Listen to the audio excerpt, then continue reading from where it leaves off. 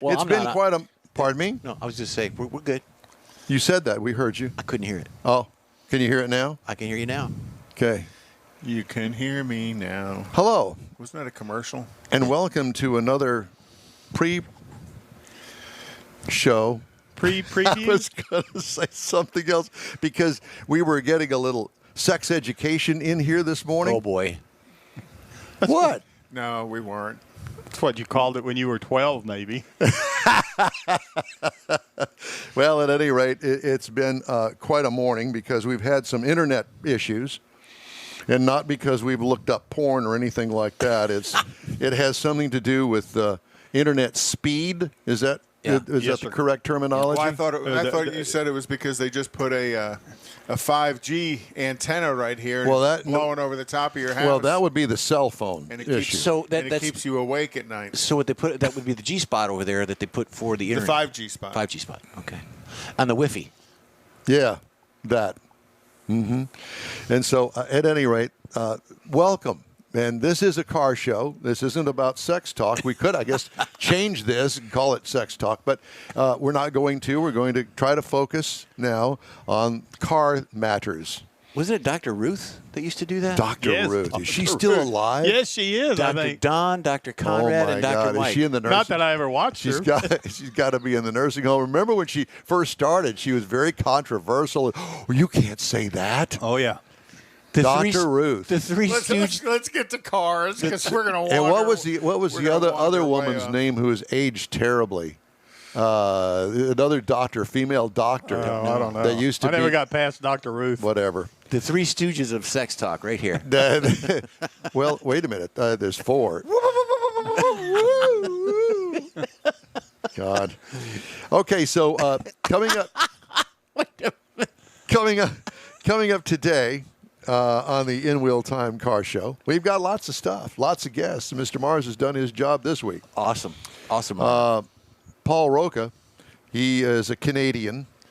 Going, why am I? Paul Roca, Canadian, auto event promoter, Canada. Okay. Okay. Cool so stuff. they're doing car shows in Canada. I guess. So we It's get nice to be back in the world. another international kind of guest. Mm-hmm. And then Mr. Zekin is going to do a review of the 2018 Jeep Wrangler pre-owned car. Oh, good. Yeah, I got my information from Emmons Autoplex in Webster. Good tour of the facility and good stuff. Good. Well, we're glad that all worked out for you. Thank you for going down there. Gary Garnett, I'm working on a story for the Bay Area Houston magazine that I write for. It's called In Wheel Time, and we do car reviews. Well, they gave me a call and said, we want to do something different this next month. We want to do it on Keels and Wheels, and we want to do it on their big Ford versus Ferrari cars. So these are movie cars that they're bringing. Well, Cool. I finally got to talk to one of the guys that's knowledgeable about the Ford GT40 that they're bringing. Oh, okay, cool. And the reason that I had to drill down to this level is because after drilling down to find out about the movie cars, come to find out there was like 10 Ford Different cars used GT40s. in the movie? Yeah. There was only one that had a Ford engine in it. The rest of them had Chevrolet LS engines in them. Well, so there was one true GT40 in the movie. All the rest were mock-ups or replicas. They're all mock-ups They're all because replicas? because I don't even know whatever a true happened. GT40 would be $1 million car. $1 billion car, probably. But at any rate, these 10 cars were GT40s, or they were Replicas. Yes, of them.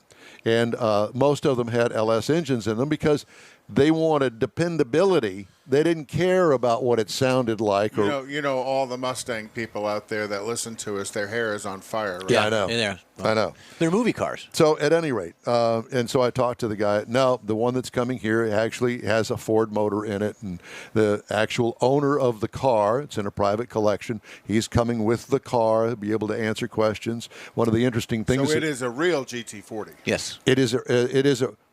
It's a real GT40 that has a Ford motor in it. Yeah. Now, whether it is I have to look. It's got like 500 and some odd horsepower in it. I've seen a real GT40.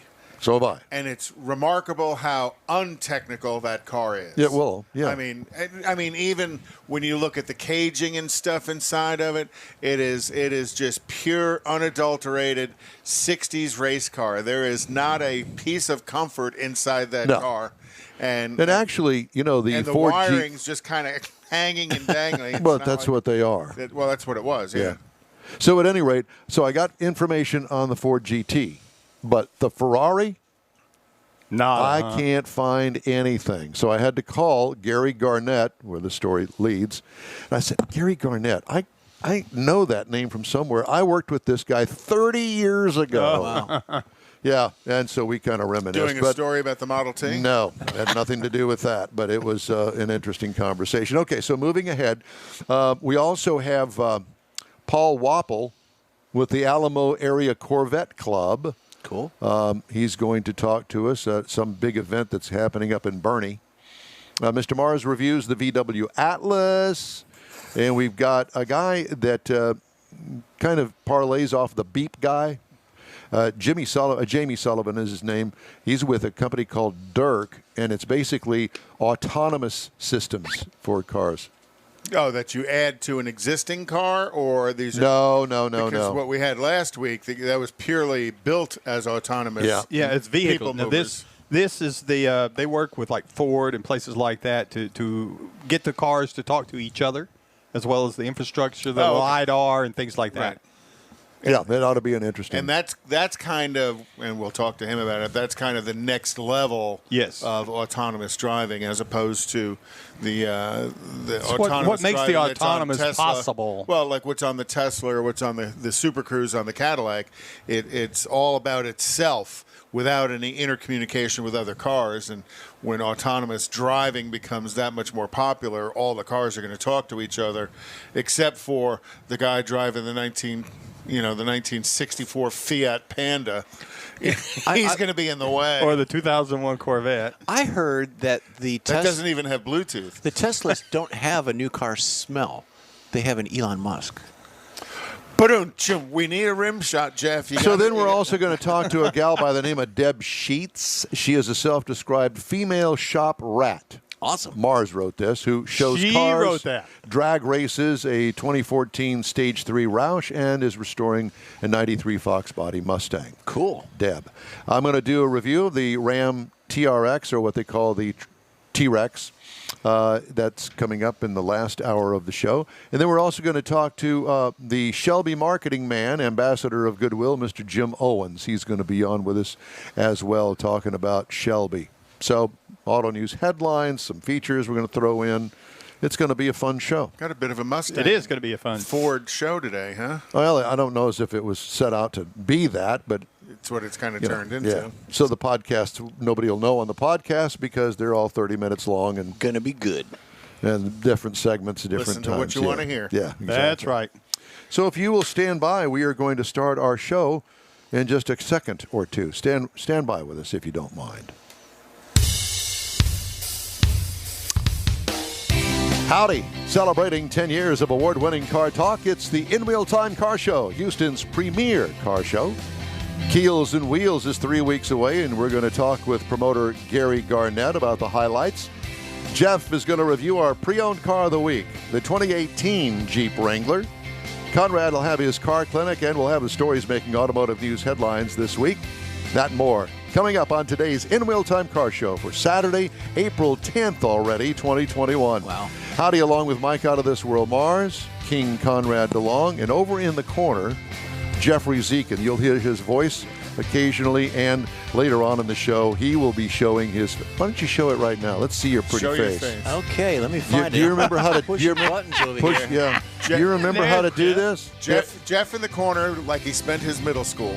That's exactly right. Yeah. He's used to it. The hardest 4 years of his life was the 7th grade. No, 6th. 6th grade? Yeah. Once he got 6th grade. Sixth. God. Do we have Paul?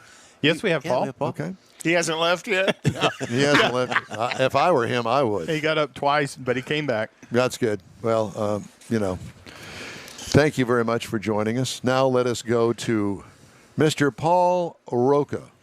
And he is a Canadian.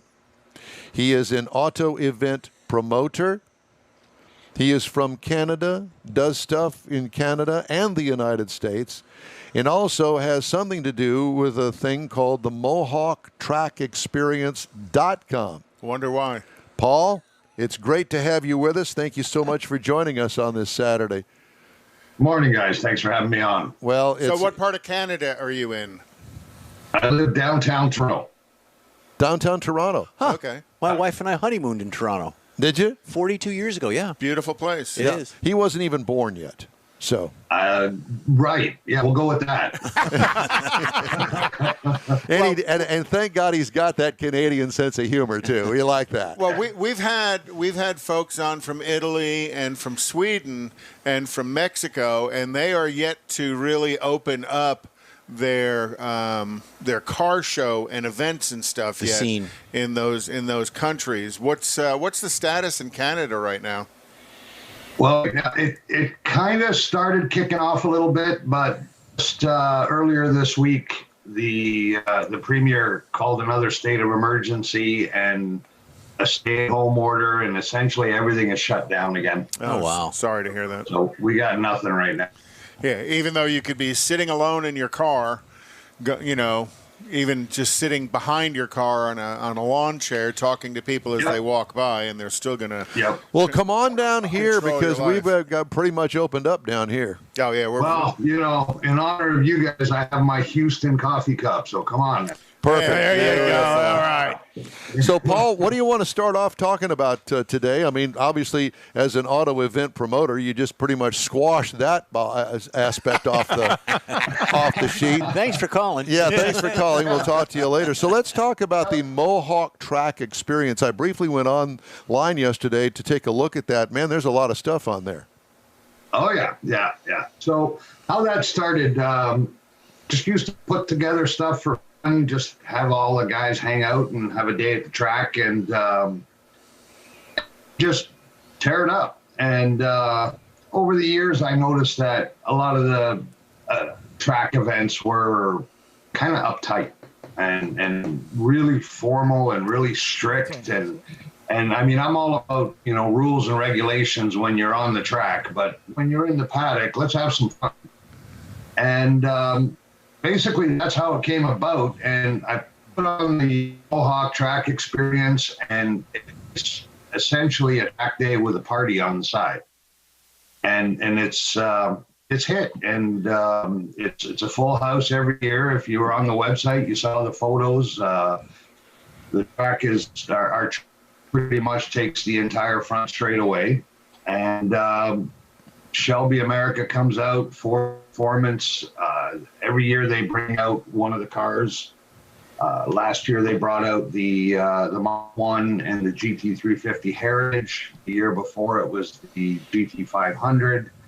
And a lot of the race teams come out, and it's a party. And of course, with the race teams and sponsors that come out, they all donate for raffle prizes and get some pretty big prizes.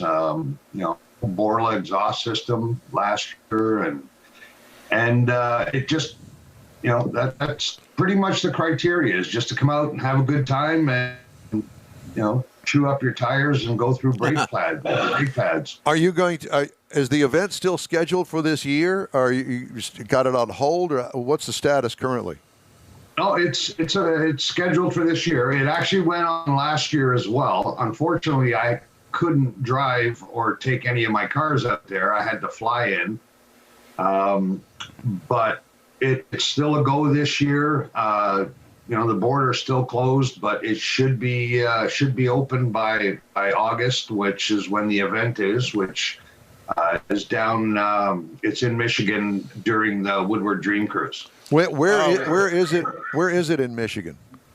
It's in South Haven, Michigan. Oh, South yeah. Haven. West Okay. of Detroit. So that's the track that you're talking about then?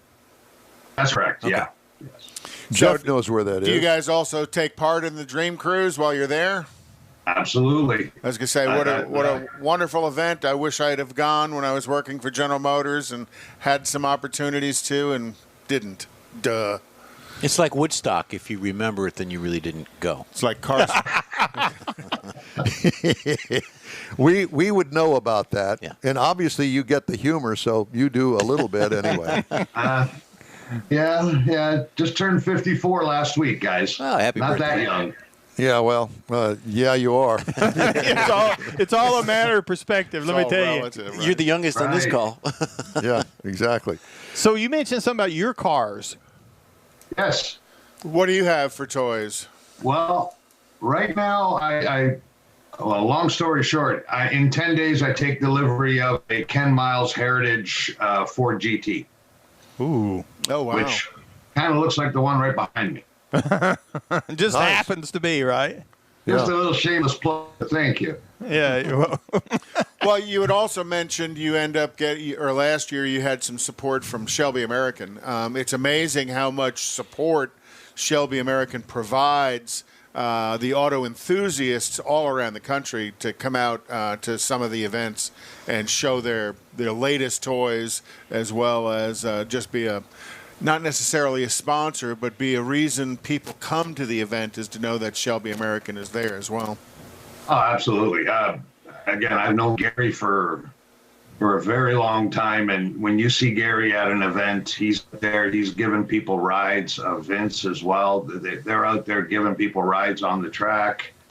Outside of showcasing the new cars and trucks, but they're interacting with the people, and it makes a huge difference because it kind of breaks down those barriers of a corporate president kind of thing, and the guy that's just out there having fun. Right. So is your event before or after the Woodward Dream Cruise? It's the Tuesday and Wednesday before the Dreams on the Saturday. Okay, give me the date. This year is August 17th and 18th. Okay. In the heat of the summer in Michigan. Yeah, Yes. Well, it's not too bad. It's not like down here. I was going to say, the heat, 80s at the most? Yeah. Yeah. And it gets up there, yeah. Yeah, it gets up there at 80. Yeah, okay. I think a couple of years ago, we were in the mid to high 90s there. And then, of course, you're in your suit. And How many people show up for the Mohawk Track Experience? between participants and guests and whatnot, it's usually around 150. Okay, so it's manageable. Yeah. Yes. Do you need a mohawk to get in? No, but guys do wear fake ones. They think they'll get free admission if they come in with a fake I would have to mohawk. have a fake one. How do you have a fake one? Look at me. You put a broom on your head. There you go. Yeah. Well, Haven't you seen the guys with the, the helmets? Why don't you all ask Paul? Because obviously he knows. That's probably Yes. a real one. That's a real one, It's a isn't it? slip. This is a real deal, guys. Yep, no, real deal. Yeah. Theirs they slip on. They're like a slipper they just kind of put over their head. I don't even want to. Doesn't get them any perks though. Not going there either. Yeah. Okay. So if you sign up to have the Mohawk Track Experience, what do you run us through the day? What's it like? All right. So typically around 8 a.m. we have our drivers meeting. That usually runs until about 8:40ish. And then any of the beginners or people that aren't comfortable or have little experience, then they're instructors. I have instructors there, like pro drivers and whatnot, that'll come through the paces. And that usually runs, all of that will run until 9 a.m. And then at 9 a.m. the track goes hot, and we start off with all the pro drivers and the advanced level drivers, so that people can actually see what's going on with guys that know what they're doing out there. And every 20 minutes the session changes, so you get over the course of the day you get over 2 hours of track time. Wow. And it alternates every 20 minutes. Your lunch is included. You get an event T-shirt, which another shameless plug. Here you go. There you go. You get an event shirt. You get free lunch, or lunch is included with the registration, and 2 hours of track time, and you get all of that for $180. That's actually quite a value. 2 hours of track time for $180. That's Plus a T-shirt. And lunch. And lunch. And lunch. Yeah. That's right. So if I bring my camper, can I camp on site Absolutely. for Oh, free? and then, absolutely. You won't even need to do the Mohawk. And then all of our raffles that we have over the course of the day, all of the proceeds are donated to JDRF, which is obviously Ford's main charity. And juvenile diabetes, correct? That's correct. Juvenile Diabetes Research Foundation. So all of the proceeds of the raffle are donated there. And I also, every year I do a pink shirt for cancer research. There's a good friend of ours, Dan, who runs Cruise for a Cause. I don't know if you've heard of them or not. And so we do a pink T-shirt with the same logo on it, and all sales, not just proceeds, all sales, everything goes to the Cruise for a Cause. Oh, wow. Yeah. Tell me about the track. It's a fun track. It's a great beginner track because of the amount of runoff area. You mess up, you're gonna go for a little ride on the grass, but there isn't a barrier there like Watkins Glen or anything like that.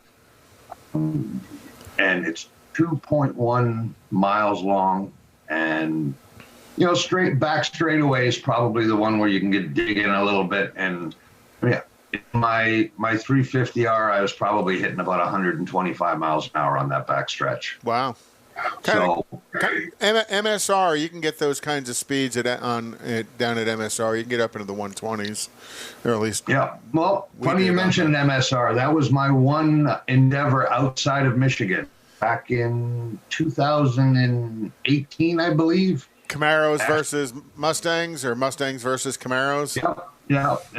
We did Mohawk Track Experience Goes Texas by MSR.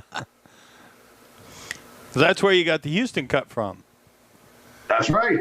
Well, actually, I frequent Texas a lot. I have a lot of good friends down there. We used to run a Texas Bullet Mach 1 drag strip shootout. So every year I'd be in Texas. Out in Baytown? No, we ran at, I don't want to mess up the pronunciation here. Is it Palestine? Yep. Palestine. Yeah. Palestine, tomato, No, it's tomato. Palestine. So Paul, is this we is this what you do for a living? You have a day job, or is this a hobby? How does that work? Oh, this is just for fun. I work in construction. I just do this for fun. Well, it sounds like a lot of fun. So when you travel, do you generally bring your GT350R, or do you bring the GT, the Ford GT? Well, it depends. If we're doing the drag strips, I bring a twin turbo Bullet. So you have more cars. Actually, I had 10 until January, but I've knocked it down to 5. Which 5 did you keep? Well, I've got a Boss 302, and a couple of bullets. Couple of bullets. Okay. Yes, 2. One is a road race bullet, and one is a twin turbo bullet. And then with the other group I'm involved with, which is Hoondog Events, we have a couple of prototypes that we've managed to secure and salvage from the crusher from Ford, one of which is the Boss 302 prototype from 2011, and the other is the 2008 Bullet prototype. Oh, wow. So you've got connections with inside the Blue Oval to get access to those cars. Perhaps, yes. Well, I heard you mention one of your guests later today being Jim Owens. It's like I have to send him a text and say, have fun there in real time. Well, I want to go off script here for just a second and ask you, do you ever watch Heavy Rescue 401? Yes. Okay. Do you travel the 401? Every single day. Every day. Oh, really? Wow. Have you ever gotten caught up in any of those nightmare backups from a freeway shutdown? Oh, yeah. Just got one Well, it was this week. It wasn't on the 405. It was on the one of the other freeways, and 2 lanes were blocked. And it's like, I hope you got coffee, and because you're gonna be there a while. Wow. Yeah. Do you know any of those big heavy-duty wrecker guys?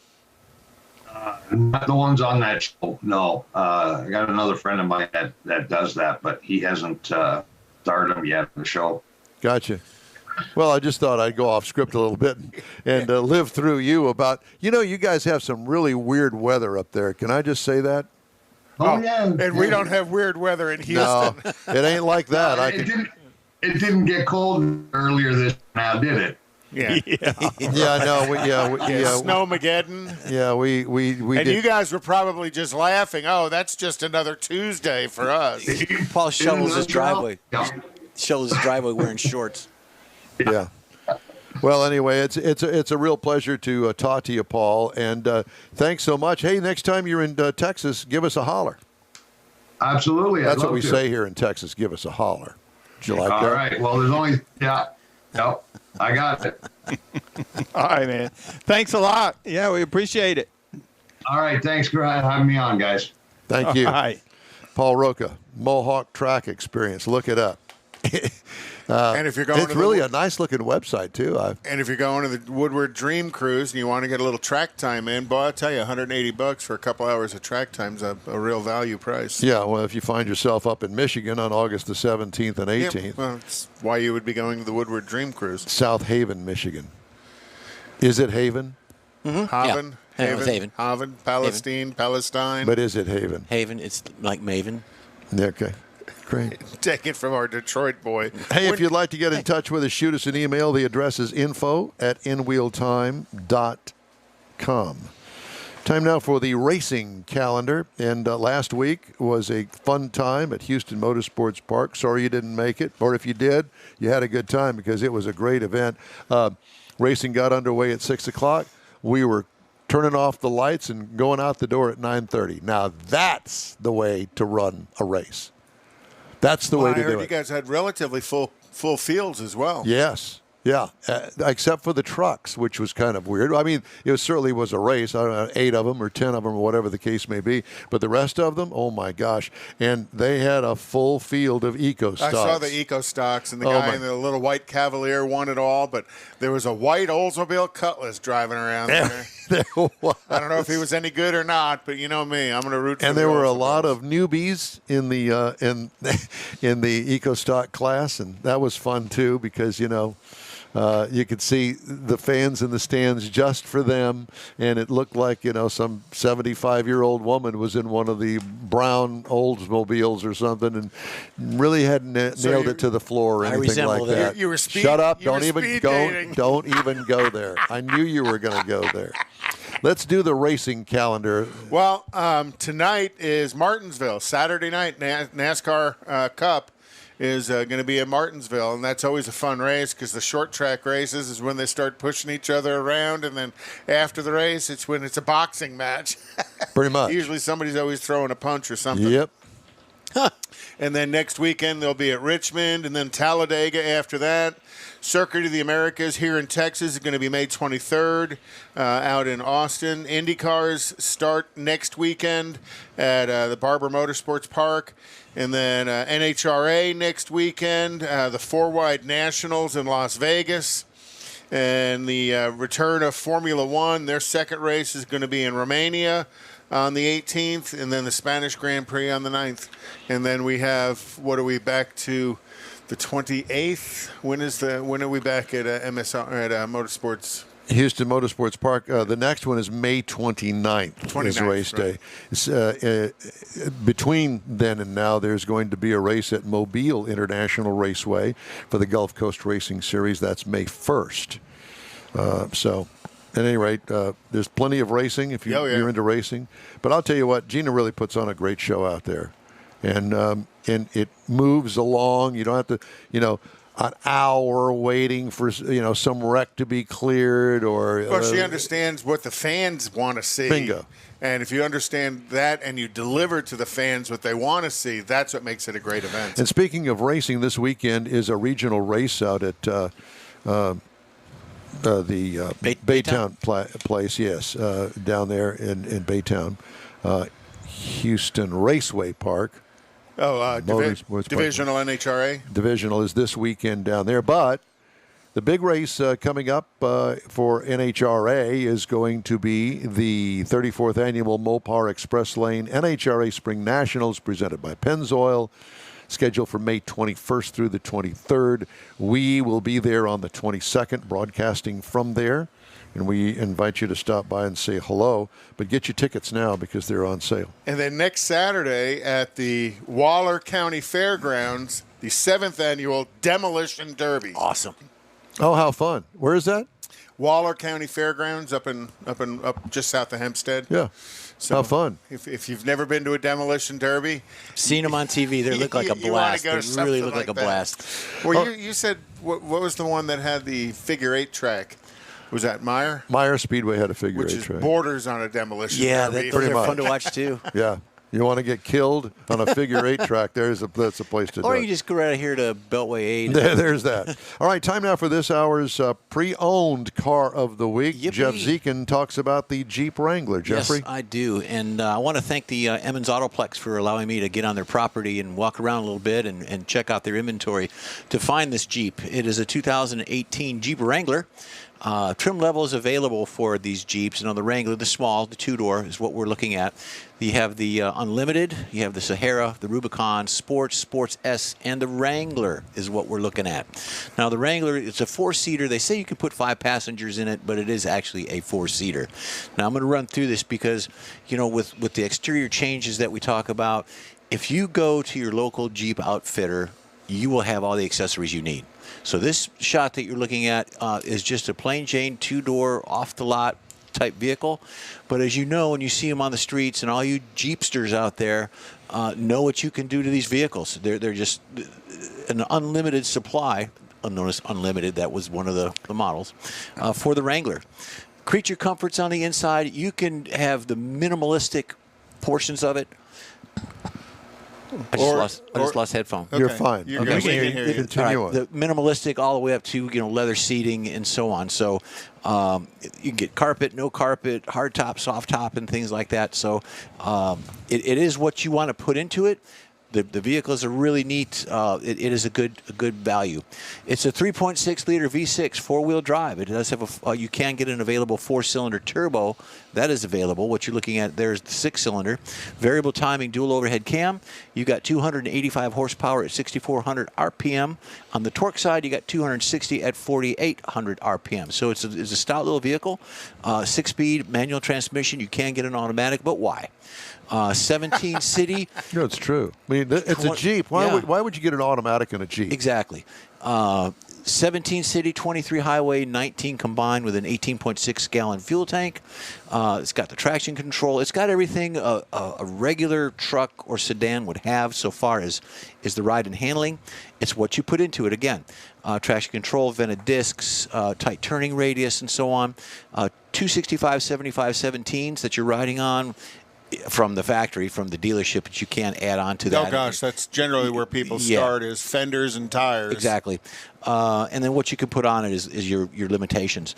$23,000 to $50,000, depending on, that's the cost or the pricing, depending on miles and conditions. And there you have a little view of the history of the Jeep logo and the Jeep styling. Now, Conrad, a few weeks ago or last week, indicated, hey, how about some recalls? How is this vehicle tested in the market, and do people really have a good value when they buy it? The Jeep Wrangler, over the period of time since 2018, has had 11 recalls. There's been 4 investigations with 1,203 complaints. Now, the complaints vary anything from airbags to electrical, suspension, fuel system, and brakes. So those are just some of the things of the 1,203. And a few Karens in there. And a few Karens in there. There you go. So And with the logo, we talk about logos a lot. The word Jeep was registered as a trademark in 1963. With or without a logo of any sort of emblem, the Jeep logo type has been constant for decades on vehicles produced by Kaiser Jeep Corporation. So that's where it all originated from. The Jeep logo depicts the bonnet of a car surrounded by two rounded figures on each side that Do signify we the not headlights. have the logo there, Mr. Mars? Well, we had a variation of the years as you were walking by, so we kind of missed that. All right. The vertical lines typify the grills between these headlights. The Jeep logo type is always positioned above the bonnet emblem. There you go. He's looking for it. The dark green color of the Jeep logo represents uniqueness, originality, prosperity, and growth, whereas the white color stands for charm, elegance, and the iconic brand, sort of like me. You know end. what? I am so glad that you're running video these days and not Mars, because Well, I'm getting a little help over here. That While you were trying to do the split screen, I was trying to help, but it was a no, long you were reach. trying to do the single screen. They're both Anyway, I was getting some help. they're both touching my screen. Exactly. Here, Okay. please take it back. Get it away You'll- from him. He You'll does. you'll need an ointment to clean it up. Oh. Word of the day. The word of the ding, day. the word of the day. We're going to try to remember to do a word of the day, and today's word of the day is Oint. ointment. We don't know where that. Is that what that means? That's what that means. That's So the word what of we're the going day. to do in the future is we're going to go through the show, and you listeners can tell us what the word of the day is in the last hour and win a prize. Well, suggest words Really, of the what day. prize would that be? We'll say their name on the air. Cheapo. God. Or send suggestions of words of the day.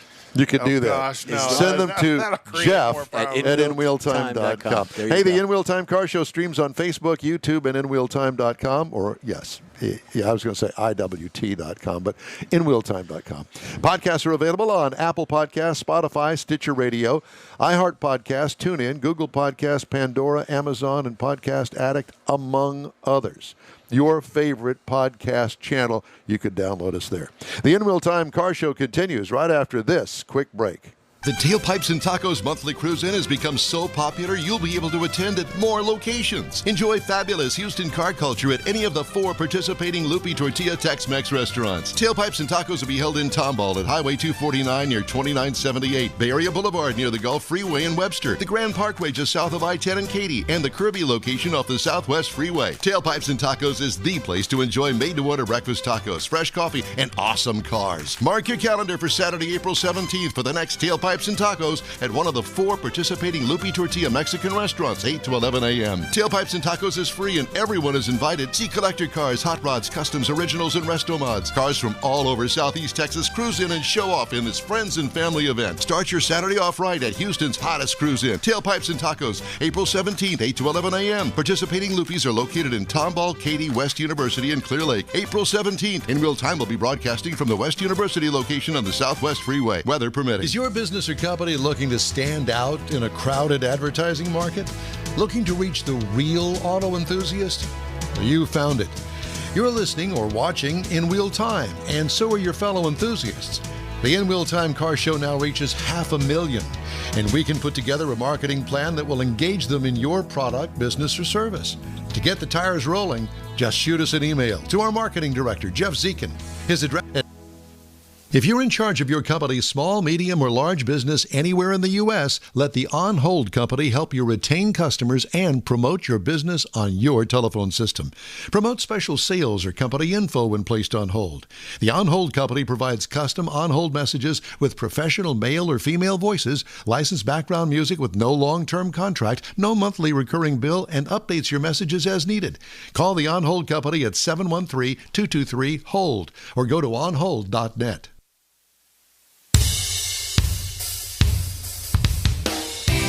Celebrating 10 years of award-winning car talk, it's the In Wheel Time Car Show, your weekly go-to all things automotive place. Today, coming to you from Studio A in Texas, USA. Howdy, along with Mike Out of This World Mars, King Conrad DeLong, and Jeff Zekin. I'm Don Armstrong. Glad you could join us on this Saturday broadcast. Next weekend, we're going to be broadcasting from Tailpipes and Tacos, the Kirby West University location off of the Southwest Freeway between Kirby Drive and Buffalo Speedway. Speedwagon? Sure. Speedwagon, that's it, yeah. That'd be REO So Speedwagon. that's for all the interloopers. You would use that phrase earlier that don't want to go all the way out to Katy. Get all those high-dollar cars you have there in the interloop and come on, stop in and say hi. Yeah, the Mercedes, the Bentleys, the Rolls Royces, Lamborghinis, all those. the Grey Poupon. lifted Bentley. The lifted Bentley. Yeah. The donk. All right, joining us right now is an old friend of mine, and I put that lightly. His name is Gary Garnett, and he's representing Keels and Wheels. Bob Fuller has been a little bit under the weather, and so in his place, Gary Garnett, and it's a perfect placekeeper. Mr. Garnett, it is great to see you, sir, and thank you for joining us today. Thank you, Don. It's great to be here. Haven't been a lot of years. Yeah, it has been a lot of years. Gary and I go way back. I used to do voiceovers for his travel company. They did travel videos, and that's where Gary and I met. As a matter of fact, when somebody said, Bob, I want you to talk to Gary Garnett, I said, man, I know that name from somewhere. And so my memory is bad, but at least I can remember the name Gary Garnett. I'm thinking, I know him from somewhere. And I think I met you back in the 80s, early 80s, as a matter of fact, when you had Travel View. Yeah, that's correct. It's been a long time ago. Yeah, most definitely. Well, that's not what we're here to talk about today. That's back in Don's disco days. It was back in the disco days, as a matter of fact, and Gary's as well. But Gary is involved heavily in... I think we have... I'm sorry, say again? Yep. I said, I think there may be some old video footage of you back then that might come surface sometime. Yeah, that's... please, I'll pay you for it. Yeah. That's the scary thing about knowing some old friends. They may have some pictures of me. Some stories about you. And stories to tell. There's no doubt about that. So Gary is representing Keels and Wheels, and great events coming up first weekend in May, if I'm not mistaken. Right, Gary? That's correct, Don. May 1st and 2nd. And so tell me about what it is that you're working on. I guess the show is pretty much set, right?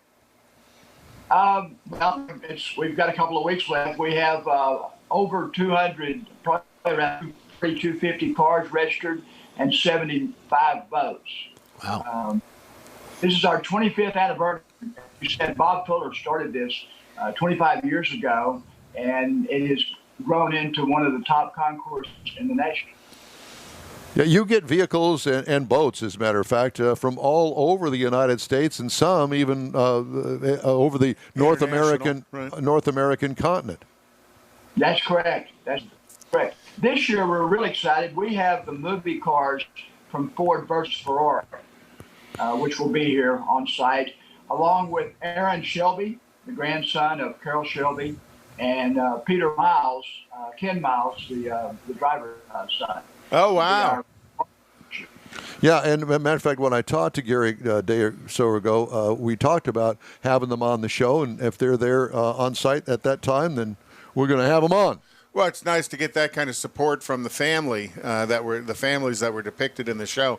I know we'd met Aaron a couple of years ago down there when Ellery Andrews had first time he displayed his GT500 barn find. And Aaron was there and had a chance to talk with him as well. How cool! Yeah. So tell not only the Shelby Club and the Culver Club and the Shelby Foundation are supporting this community. They're bringing people in from all over the country. They just want to be for the show. So it's going to be interesting. We have a new event this year that's being added to Keels and Wheels called Club Concours. In Club Concours, we have a VIP area, which is admittance by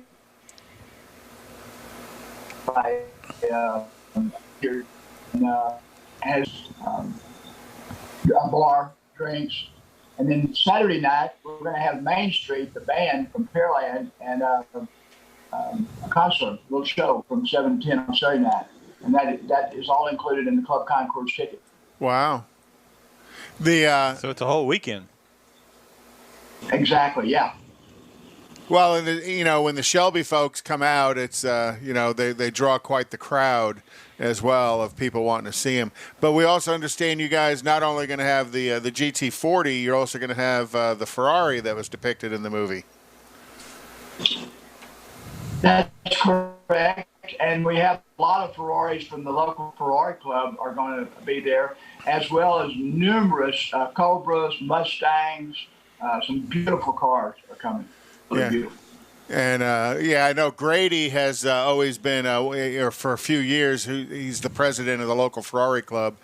He's also been one of your judges for the concours as well. So it's great to see that kind of support coming from the local Shelby and the local Ferrari folks to Keels and Wheels, because it's a great show, and it's really one of the only in-the-water boat and car shows that are combined together on display. And the boat display just takes my breath away. What was it? A couple of years ago, they had the twin Chevy V8 Riva was one of the boats that was right there. I tell you, you want to see some beautiful wooden boats, you want to definitely go to Keels and Wheels and take a view of what they've got. But it's not just wooden boats; it's also classic glass boats and some big steel boats from the past.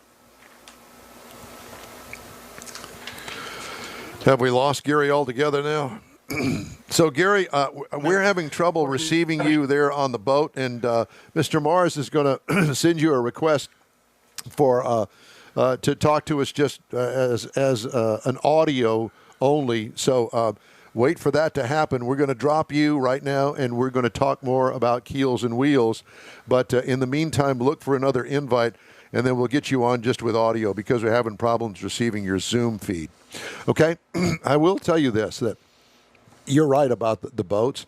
At one point in my life, I actually owned a boat, and like they said and warned me ahead of time, Don, a boat is nothing but a hole in the water that you pour your money into. More so than an actual automobile. Well, that's an acronym? BOAT stands for Bust Out Another 1,000. Every weekend. Yeah. And to go and pay the launch fees and oh my God, plus all of the ancillary stuff that you have to have on a boat. And if you don't have it and you get caught, you're pretty much going to boat jail. Cold beer, bikinis. Well, besides those things like life preservers, anchors, some sort of navigation equipment. Of course, now you've got your phone, but what if you're flares? What if you're out there on your boat and you don't have cell service? Well, you're screwed, is what that is. Hotspot. Yeah, they ain't no hotspots. Kind of like in here today. Yeah, no kidding. It's one of those kind of internet kind of days, Your lack of internet kind of days. There's that. But at any rate, you were talking about boats down there at the Keels and Wheels event. To see these boats. These guys are as passionate about their boats as somebody that owns a 63 split-window Corvette. Yeah. Oh, absolutely. And just as happy to talk about them. Yeah, and almost all of them are wooden boats. Mm-hmm. And to see the finish on these boats, talk about a lacquer job. Oh, yeah. Oh, my God. Yeah. These boats are absolutely stunningly beautiful. And let's not forget the woodworking that's done. And we'll have to ask, because on a boat like that has all the time and expense put in it, do you actually use it? Do you actually go out on the lake or the water, the Gulf, the bay? They're in the salt water to show the boats at the Keels and Wheels event. Right. That's amazing. It truly is. And so, think of this.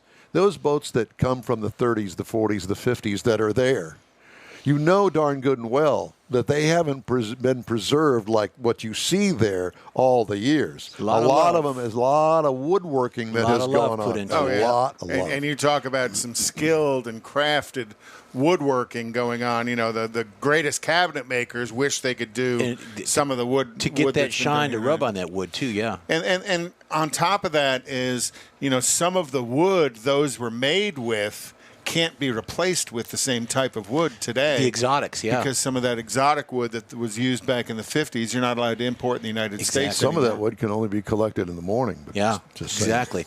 And the polish job on it too. I mean, it's just glittered. The takes glaze. a special ointment on the wood to make it glow. Got it in Number there. two. Wait a I minute. got Where's number- your bell? It's the word. It's the word of the week. Ointment. You got to remember also, Keels and Wheels is all about charity. Keels and Wheels, the Lighthouse charity team, they want to make sure that they are providing funds to different charities in the Bay Area. Today's Harbor for Children, they've been going now for more than 70 years, and I know Keels and Wheels over time has donated millions of dollars to that charity, and that's for the young men and women displaced in the area that are looking for help. And then also the Cole Gordon Helping Hand charity is a new one that's become part of the Keels and Wheels charity And that's groups. to their kudos to the group. Because of COVID and all the restrictions, that they've actually got this produced and going to be putting on the show. Well, so that's amazing as well. And it's done at the Lakewood Yacht Club. The task in itself, yeah. And how much are the tickets? I didn't look at tickets. I can't even get Keels and I can't. The internet here is just really screwed this weekend. Yeah, it's a mess. The Lakewood Yacht Club members are the volunteers to facilitate Keels and Wheels. So they're the ones that are out working the parking lot. They're the ones that are giving directions, right, driving the golf carts around, taking care of each of the individual areas. And then we come along and screw it all up. I'll be signing autographs. Oh, God. Yeah, after the show. You will? I will be. Yeah. Well, I want to see the line formed for that. In advance, tickets are $30. Were you handing out the ointment? There'll be $40 at the gate. Students and 13 and older at the gate are $15. Under 12 are free. So Awesome. really, family. Run that by me again. How much? So in advance, tickets are $30. At the gate, they'll be $40. Students 13 and older at the gate are $15 with a student ID, and kids under 12 are free. So really not a bad weekend to go see some pretty cool stuff. And to have the younger crowd, the younger generations, see what it's all about, expose them to that. Yeah. What do you know what the hours are? I can't get even on my phone. Well, let's see. It starts at 9 a.m. and closes at 6 p.m. Okay. Each day. All right. So my recommendation would be buy your tickets in advance. And then go early as you can to get out there. They have shuttle service and lots of parking all around there. And you can see where the parking is. You're directed to the parking, and then they'll shuttle you over to the yacht club. Because every inch of the Lakewood Yacht Club is taken up by this show and all of their show cars. So they let you off right there at the front gate. You go in and just start.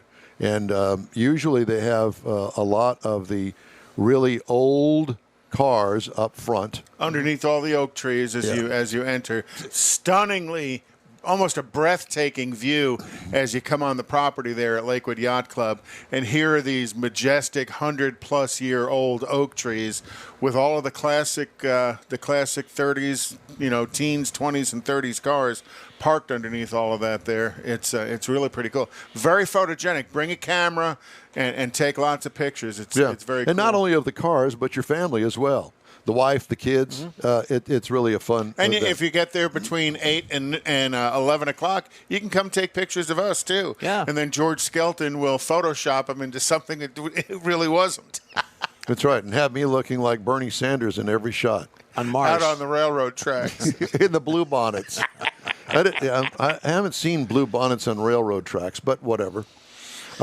Anyway, so come out, take pictures. There's plenty to eat, obviously. I mean, it is a true, well-done, high-class I was gonna say concours high-end. d'elegance. Absolutely. And this year's featured marks are pre-war Packards, Corvettes of the 53 through 72 generation, Wow. which is going to be C1, C2, C3 Corvettes, Porsches from 48 to 73. Notice that I was not invited in my C5 Corvette. Well, because it's a 2001. Well, whatever the case may be. Your Corvette's too new, but you're old enough I am. to know better. And I sure am glad that I'm not in that that field of Corvettes that are going to be there, because let me tell you, I have been there, done that.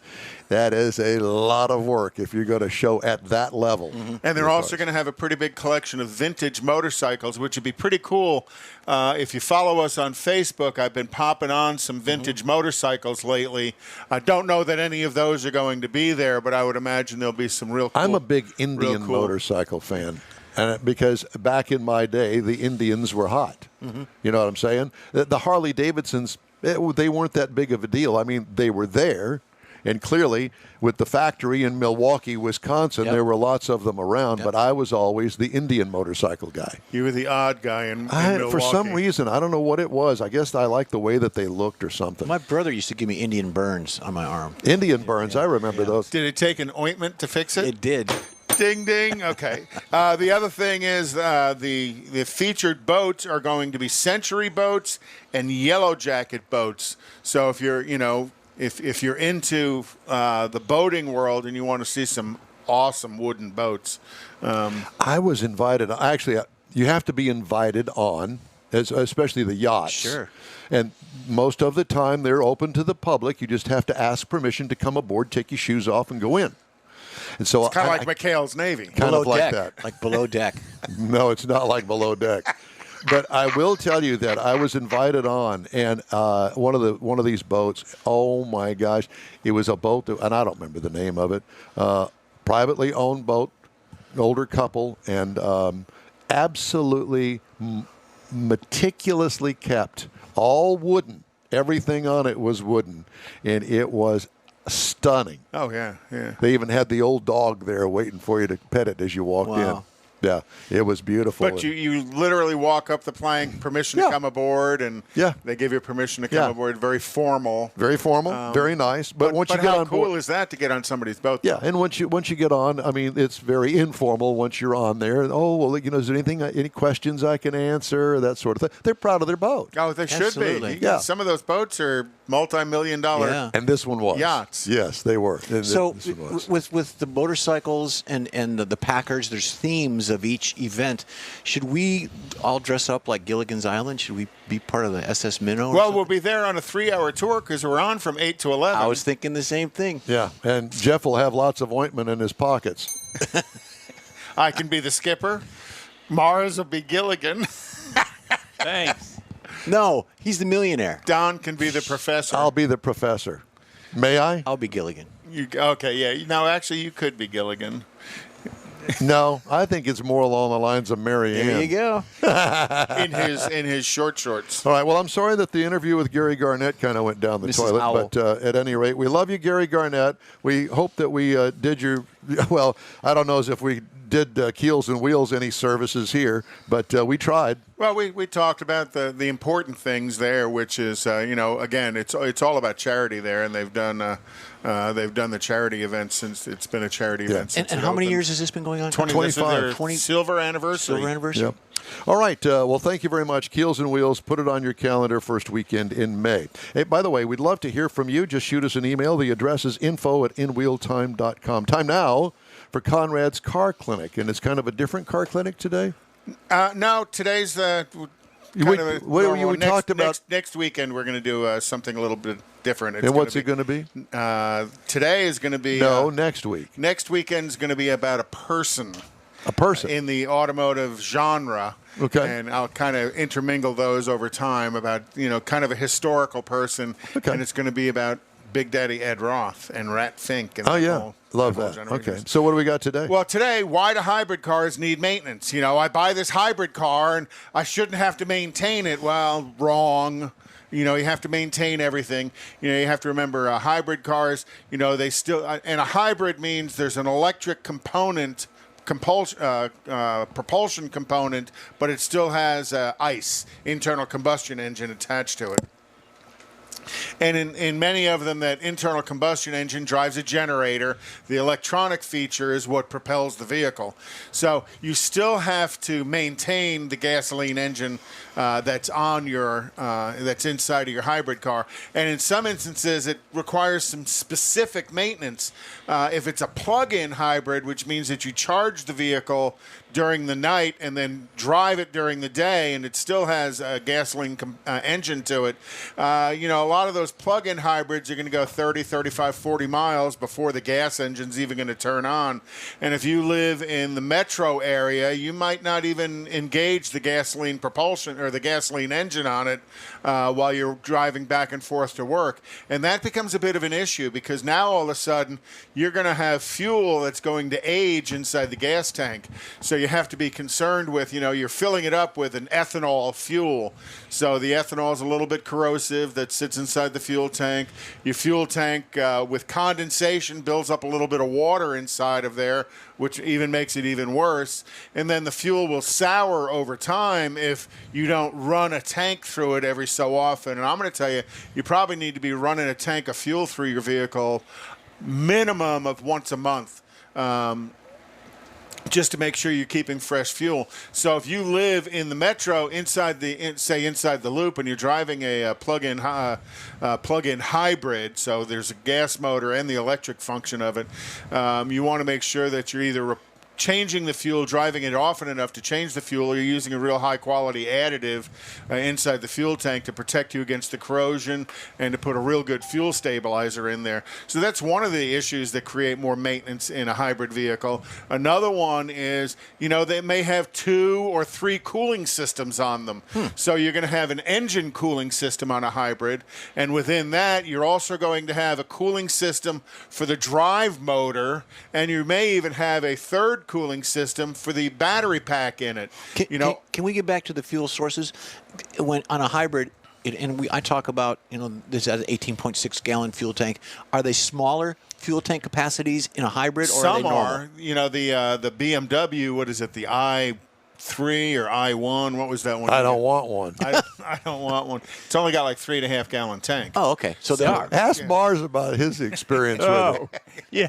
He had to stop twice on the way from Beaumont over here to fill up, because it only had 3.5 gallon tank. Yeah. So they probably have a little bit smaller capacity, but the problem is Houston, with all the humidity in the air, just like the condensation that happens on your windshield every morning, that happens inside your gas tank. So you got to do something either to burn it out, put a fuel dryer in the tank, or make sure you put a quality additive in the tank. Well, there's gas stations in every corner, and that's truly the statement. I get 4 gas stations to the mile.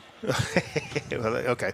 So, but again, all 3 of those cooling systems that are in your hybrid, you're going to have to keep those maintained and serviced, because all of the issues with the cooling system doesn't matter if it's dealing with the battery or if it's dealing with the electric motor and stuff. So, again, hybrids use regenerative braking systems that, as you're braking, that's going to repower the battery, but there's still a hydraulic braking system to the hybrid as well. So you have to maintain the braking system as well, the fluids and the pads and stuff on that.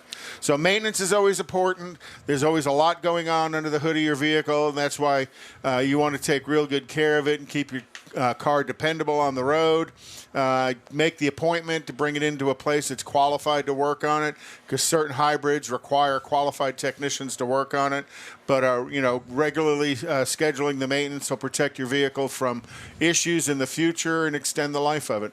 It's pretty simple. But a lot of people that buy hybrids think there is no maintenance necessary on them, and that's wrong. Thank you, sir. Time now for a couple stories making auto news headlines this week. The Biden administration's $174 billion proposal to boost electric vehicles calls for $100 billion in new consumer rebates and $15 billion to build 500,000 new electric vehicle charging stations, according to a U.S. Transportation Department email sent to congressional staff and seen by Reuters.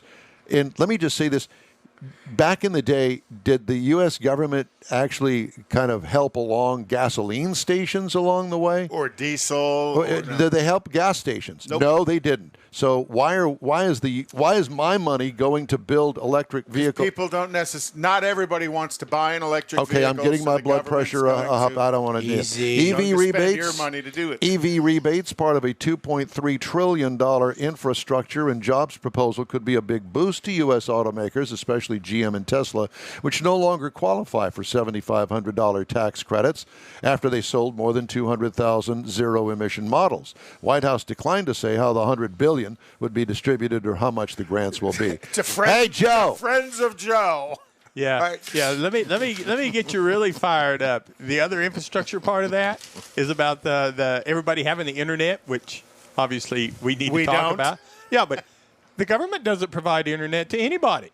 Yeah, Who but are they going to spend But that once money? they provide it to you, they can control No, it. but they don't provide it to you. They have to get the money me. to a phone company to provide it to Pardon you. me. Pardon me. All right. Are we getting off track? All right. As the rant continues, That's another show. We need to start a different show. You know, and continuing the car portion of the show, early owners of Ford Motor Company's newest electric vehicle, the Mustang Mach-E crossover, have experienced a battery problem that leaves their vehicles unable to start after charging, according to a service bulletin filed by Ford and the National Highway Traffic Safety Administration. Ford said a software glitch can cause the EV's smaller 12-volt battery to discharge while the larger high-voltage battery pack is charging. Ford said only a small number of Mach-E's built before February 3rd were affected, and dealers are able to correct the issue by reprogramming several of the electronic control modules on the vehicle. Thank you for that. And you heard that GMC is going to offer an SUV version of the new Hummer. I've got that if you'll let me continue. Oh, okay. Well, I'm just trying You know, to you finish my fill the void. sentences. You finish my sentences. Old married couple. Now he's starting your sentences. I see what you're thinking, Don. Oh God. Divorce court. Next. General Motors is planning to build a battery-powered version of its top-selling U.S. nameplate, the Chevy Silverado, at an electric vehicle plant in Detroit. The pickup, designed and engineered as an EV from the ground up, will be powered by the automaker's Ultium batteries with a GM estimated range of more than 400 miles on a full charge. The company said on Tuesday it'll face a slew of upcoming electric pickups, including a battery-powered version of the F-150 and Rivian's R1T. Forecasting company Auto Forecast Solutions expects output to start in late 2022. And I've got a great story here. The launch of Alfa Romeo's crucial Toenail SUV has been delayed. What?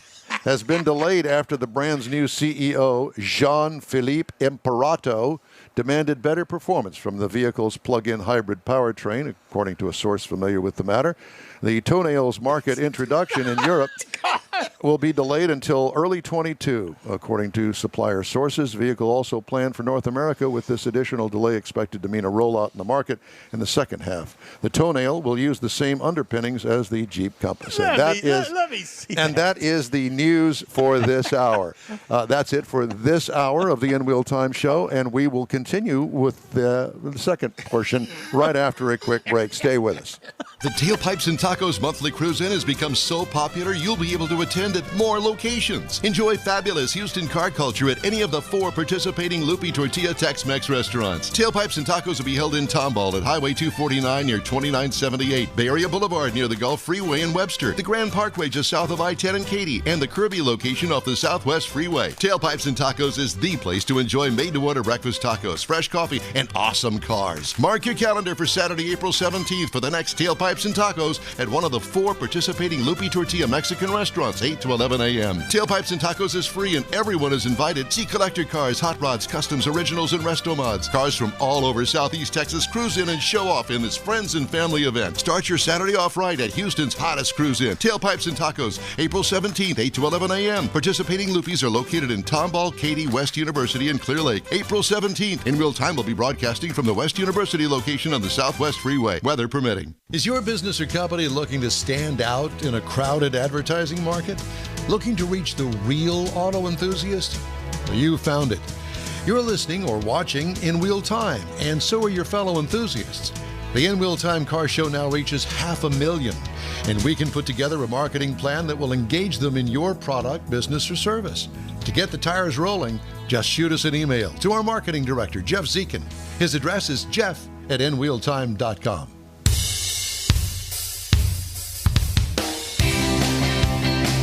Celebrating 10 years of award-winning car talk, it's the In Wheel Time Car Show. Just ahead, we check in with Paul Wapple with the Alamo Area Corvette Club.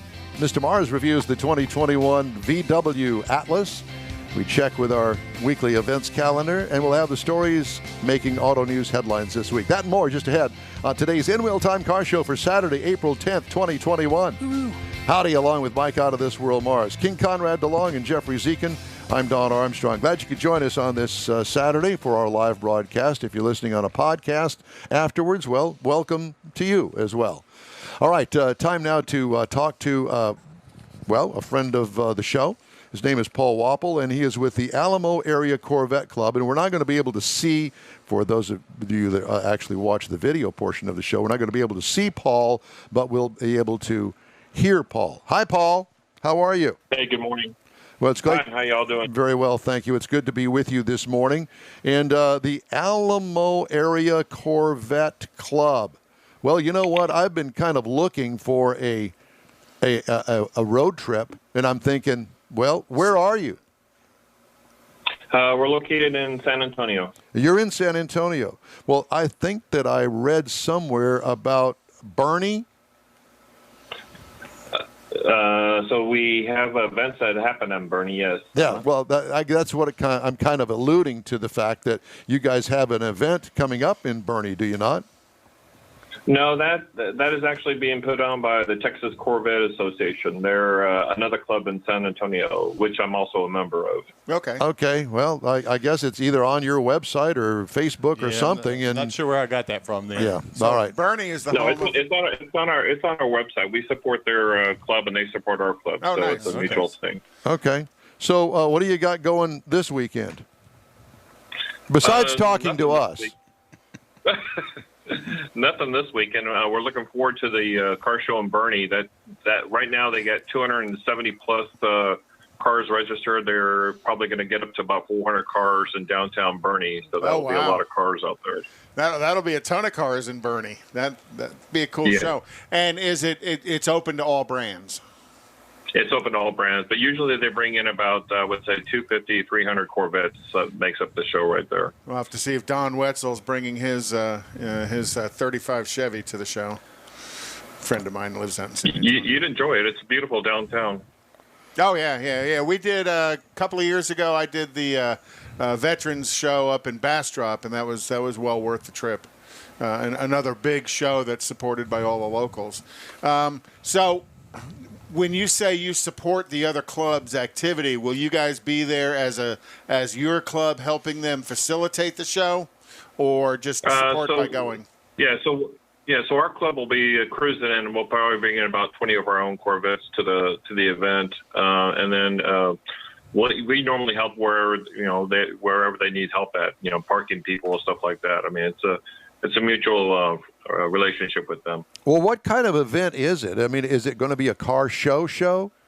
A judged show? Yes, it's a car show. It's a car show. You'll have all varieties of cars there. Okay. They fill up the entire downtown part of Bernie. Wow. So is it a one-day event or is it a weekend event? So the car show's for one day, and then on the following day they do a hill country cruise. Whoever signs up for it, they can actually go do I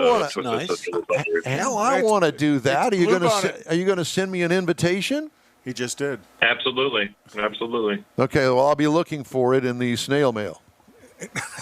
You got it. Donald will be there in his 2001. I'm sorry. Say again. So there's another event you might be interested in. There's one called Corvette Invasion that happens in Bastrop. I don't know if you all have ever heard of that one. No. That's why we have you here, to tell us all about that. So Corvette Invasion is going to happen the 16th through the 18th of July.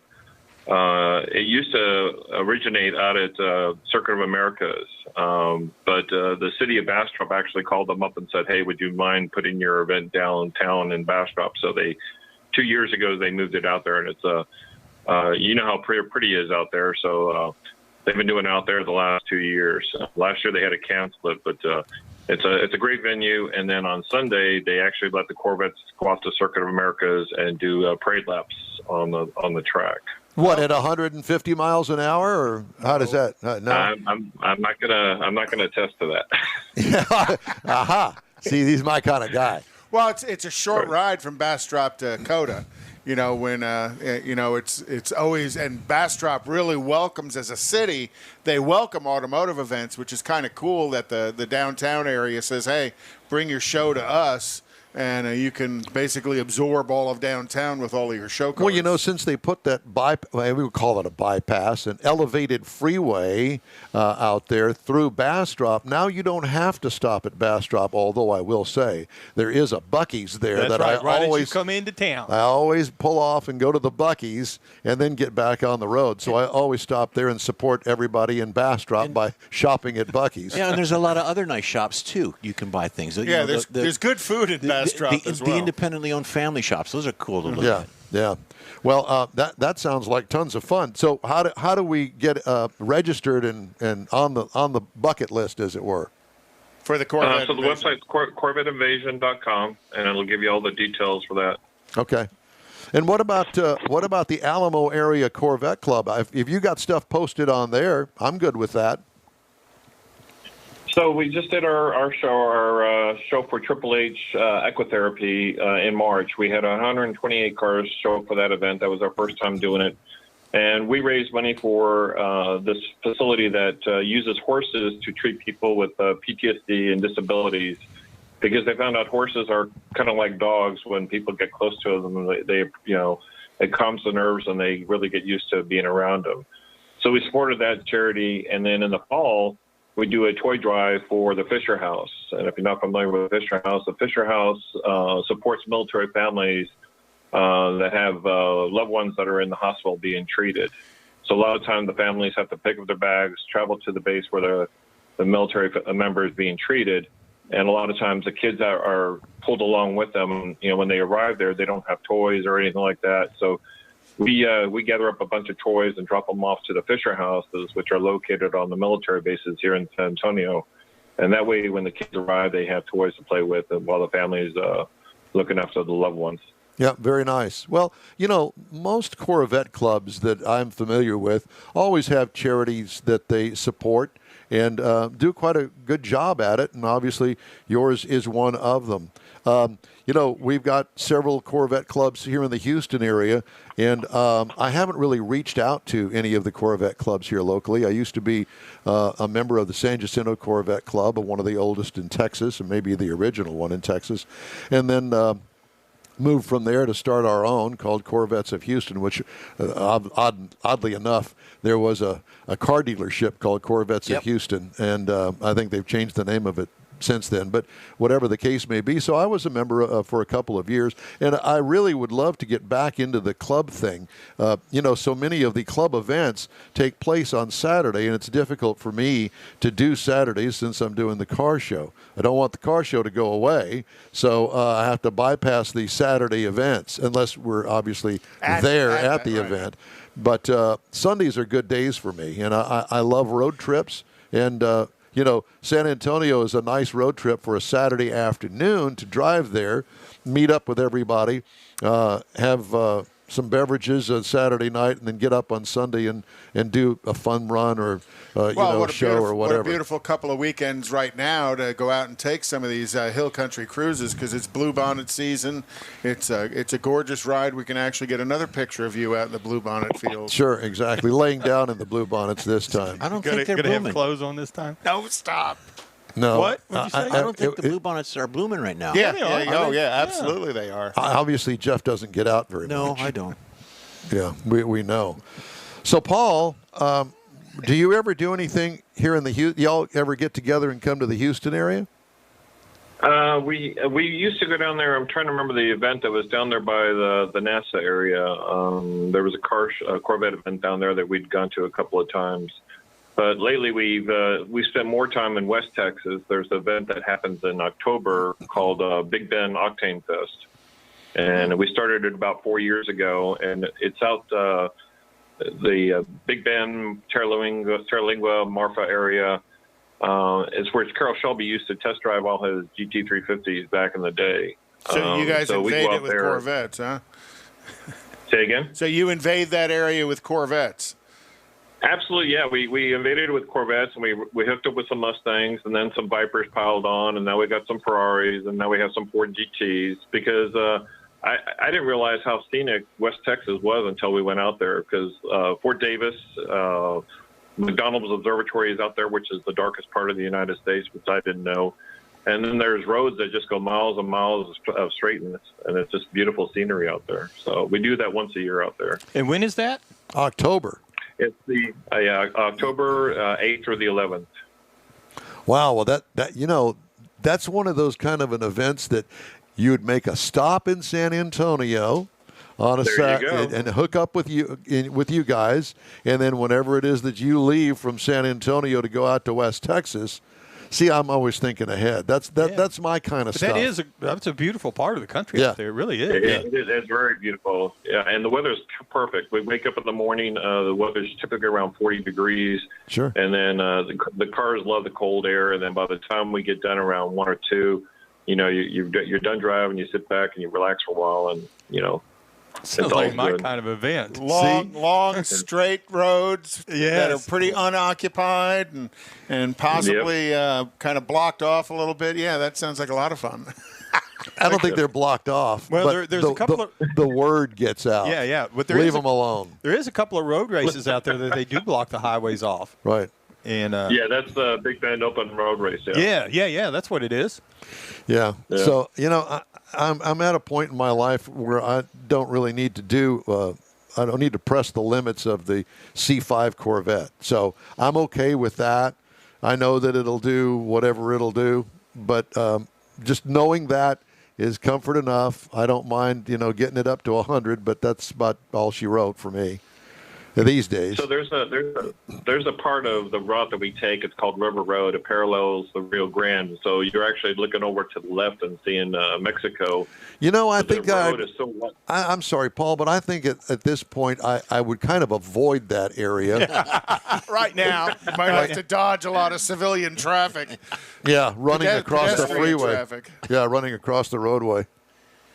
Yeah, believe it or not, because it borders the Mexico side of Big Bend, it's not that bad. But the roads are fantastic to drive. I mean, I can't extend how nice it is to drive down through there. Is that partially the roads are so well maintained because it's within the state park? Yes, Yeah. A lot of tourists out that area, so yeah. Well, one of the things that we didn't ask you, what kind of Corvette do you have, Paul? I have a 2017 Grand Sport. Well, of course you do. I wouldn't expect anything less. So, do you have any Corvette race cars that are on the street right now? Not you personally, but in your club.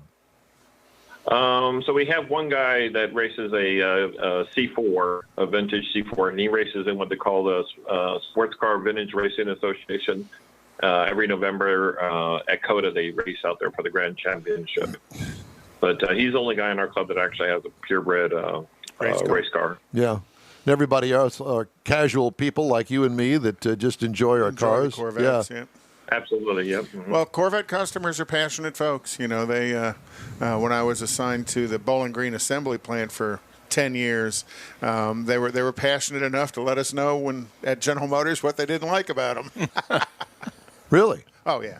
Yeah, there was, there's all kinds of different stories of customers calling Bowling Green and giving them their opinion of what things they would like to see in the future and what things they don't want to see any more of. So General Motors actually listened to that? Well, the people at the Bowling Green assembly plant do, for sure. They actively had they've got, people that'll answer the phone and talk to the Corvette customers. There's pretty...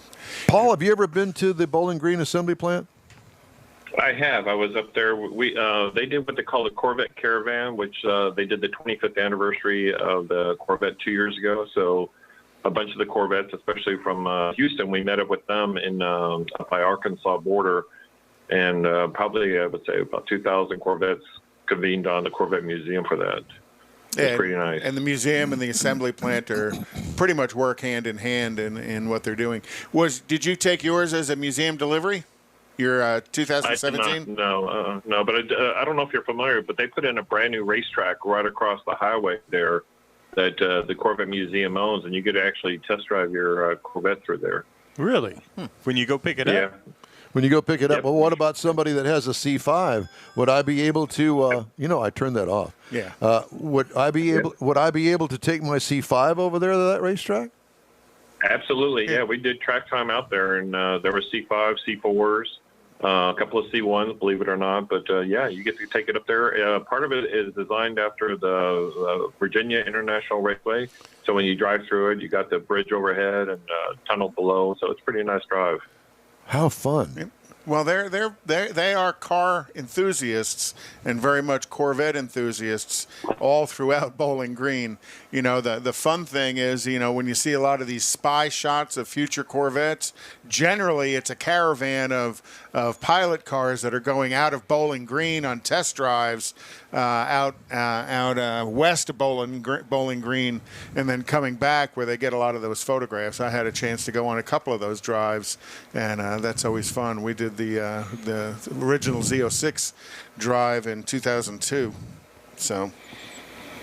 All right. So what is the next thing besides a Corvette Club meeting that I absolutely abhor any of those?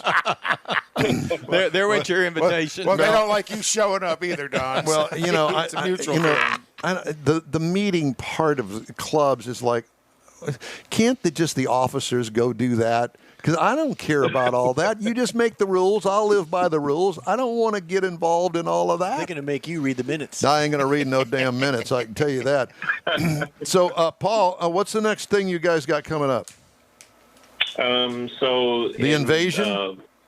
No, believe it or not, I won't make Invasion. The Black Hills, South Dakota Corvette Club put together a caravan from the east coast of South Dakota to the west coast. And so we're hooking up with them mid-July, right before Corvette Invasion. So we're actually going to stop in Lawson, Oklahoma, for a Corvette Club up there that's putting on a car show. And then we're going up to South Dakota, going from Grand Forks, which is on the East Coast, and we're going all the way to Spearfish on the left-hand side. So are you just independently wealthy, Paul, and you can take all this time off from work? Are you retired, or how does that work? I'm retired, enjoying life, so yeah, life's good. Sounds like it. Yeah, right, yeah. Well, we want to be you. That's the way that works. I mean, all this time off. I would love to take all that time off, but just not quite ready to do that. Plus, yet. he lives in San Antonio. Right. Oh, yeah. Smack dab in the middle of the state, but he's going to Wyoming. Well, that's right. I'm thinking of the food. The food? Yeah. Tacos. Oh, yeah. Well, there's tacos everywhere anymore. Yeah, but in Wyoming, you can get elk and bison tacos. I want the sausage on a stick. There you go. Bison on a stick. Bison on a stick. Well, Paul, it's great to talk to you, and we really appreciate the time you've taken this morning to talk to us about the Alamo Area Corvette Club. And we've posted links to both Corvette Invasion and Octane Fest on our Facebook page as well. So if people that are listening are and you guys are welcome to San Antonio. If you're ever in the area, you got my number, give me a call, and I'll be glad to host you. We really do appreciate it. Well, hopefully we'll talk to you soon. All right. Thanks, guys. Have a good day. You do the same. Paul Wapple, Alamo Area Corvette Club. Man, Sounds like I'd like to do that thing in October. They are active. You don't have a Corvette. Well, we'll take yours. You and Mars take my can go out damn as a car. couple. No. You can finish each other's sentences. I don't on the even way. have my own car. I haven't had my own car in a month. Well, at least it's not sitting out there underneath the tarp and it's Susie's actually- sleeping on top of It's it. actually getting chilly out because the front blew through earlier. Is that what it was? Misty. And Okay. Well, thank you, Mr. Weatherman. there you go. If you'd like to get in touch with us, shoot us an email. The address is info@inwheeltime.com. Time now for the events calendar. So, event-wise, tomorrow the Driver City is having a meet at the Drivers City? Yep, at the Meineke on 529. Nifty 50s is tonight. The Kima Car Show and meet is tonight. Also, Do you know the Muffler Man? Do you know the Muffler Man? Do you know the Muffler Man, the Muffler Man, the Muffler Man? Do you know the Muffler Man? Mike Temple is his name. I'm not going to go there at Ta-da. all. There's got to be something to that. I don't want to know. And then again, the 7th annual Demolition Derby is going to be at the Waller County Fairgrounds next weekend. Tomorrow is, the Lone Star Rod and Custom Show is in Austin. They're still having that, aren't they? I think it's still on, yeah. Yeah, so that's it's out there off Decker Lane. Why wouldn't it be on? Because of COVID. It's Austin. It's Austin. Austin thinks it's San Francisco. Well, it is pretty much. Yeah, and then also on the 17th, the Camaro Car Show at the Kemah Boardwalk. On the 18th is the Low Life First Annual Car and Drift Show. Low Life? Low Life at Speed Sports Racing Park. And then on Sunday, the 25th, is the 24th annual Tomball Lions Club car show at Tomball High School. They need to put ointment on San Francisco. And then on May 1st is Keels and Wheels 25th anniversary concours d'Elegance. D'Elegance. And we will be there. I think it's Concours. Come out and join us. Concours d'Elegance. Concours d'Elegance. Yeah, there's no hard S at the end, though. Hard ass? Hard S. Oh. You have to speak with accents when you go out there. You can't. We. Time now for this hour's It's car French. review. We. Please. Mr. Mars had a chance to drive the 2021 VW Atlas. Ta-da. This is one of those surprising vehicles to me. This is the second time I've had a chance to drive it, and this was the premium R-Line edition. So that's a trim level.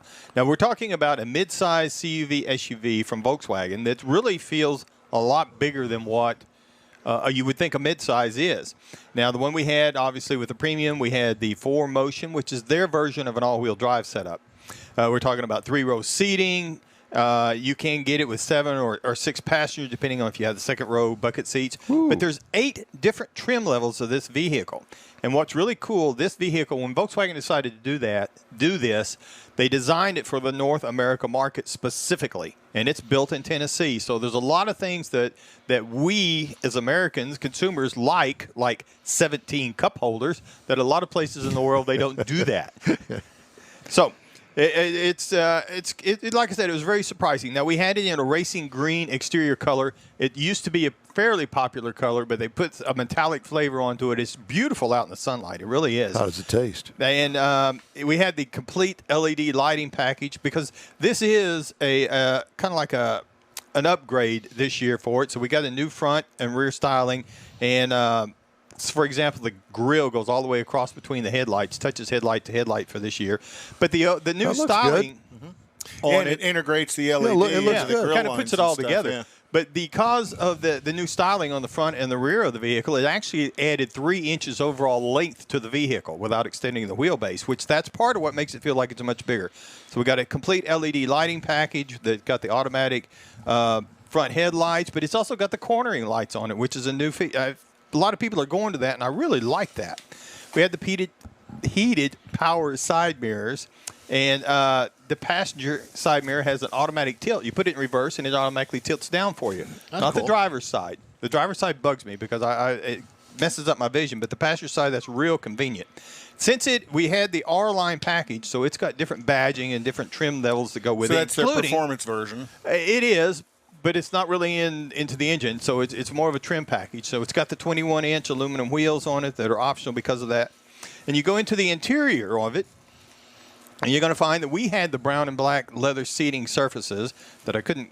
And it is a 3-row vehicle. The front seats are heated. What were you going to say about the brown and black seating surfaces? I said it's very attractive, particularly with the green trim. I agree. And so the second row, the outboard seating on it is also heated, but they also slide forward to getting out of it. Right here's a good shot of it where it kind of tilts forward. And supposedly, if you've got a baby seat strapped in it, you can still do the same thing to give you access to the third row. Now, which is a 50-50 fold flat type of seat. So you and Becky have an announcement to make? No. Okay. Now, if you up front, you're going to see that in the dash, it's got the 8-inch touchscreen infotainment system in it, and it worked really well. Most of the things you can find, there's a couple of things kind of buried down into the software, but it was easy to get to once you could do it. And if you look through the back of it, it's got 21 cubic feet of storage behind the third row. But if you fold everything down, you can get it out to 96.8, and you can put a lot of stuff back there. A drum set. A drum set, a sleeping bag. I think you could actually put some sleeping bags there. So it really feels a lot bigger than what you would think of a midsize. Now, to power all this, you get up under the hood. It's got a 3.6-liter V6 in it, 276 horsepower, 266 pound-feet, backed by an 8-speed transmission. It's not the most powerful, but it's got plenty of power for this vehicle. It'll drive at any speed you want, probably speed you shouldn't be driving at out on the interstate anyway. Now, properly equipped, there's a little bit of a tow package. It will tow 5,000 pounds with it. Now, the EPA says in the city you should be looking for about 16, out on the highway 22, combined at 18. You can get the 22 out on the highway. My combined for the week, though, wasn't quite that. And so not. we had, what was it? But 5? one of the things I really liked about it was the smooth acceleration of it. I mean, it's not a race car, like I said, because it doesn't have the most power, but it's got more than adequate. It was a very nice driving vehicle. My wife even liked it. The other thing I really liked about it, on the interior, it's got a rather high seating. Do you still see your wife? Once in a while. Okay. So it's got real high seating, so the driver's got a great view without all the glass and stuff, and it's got a very controlled driver feeling like you're in control, but not floaty drive down the highway. Now, if you're looking for something to compare it to, you might look at a Ford Explorer that starts at about 32.6, can easily get up to the 54 plus. A Honda Pilot starts at 32.550 and easily bumps the 50,000. Chevy Traverse has got one. It's a little bit on the lower side, 29,008 starting point, but it also will get up to 51,000. So you can get a base Atlas for $31,545. That's the entry. But our vehicle with a premium, the test MSRP on it was $50,995. The MSRP is tested because we had a couple of little small options to go in there, but mainly it was they weren't small. The suggested retail price was $51,000. But that's the thing. But that's still really in the sweet spot. By the time you get to the premium with the all-wheel drive, there's really no options for it. I mean, this is basically back to that mysterious delivery thing, delivery destination charges. Yeah. So that puts it at $51,700, which is competitive with the other vehicles in the same segment. But it's really not optioned because that's the package. You get to the premium with that. That's what you get.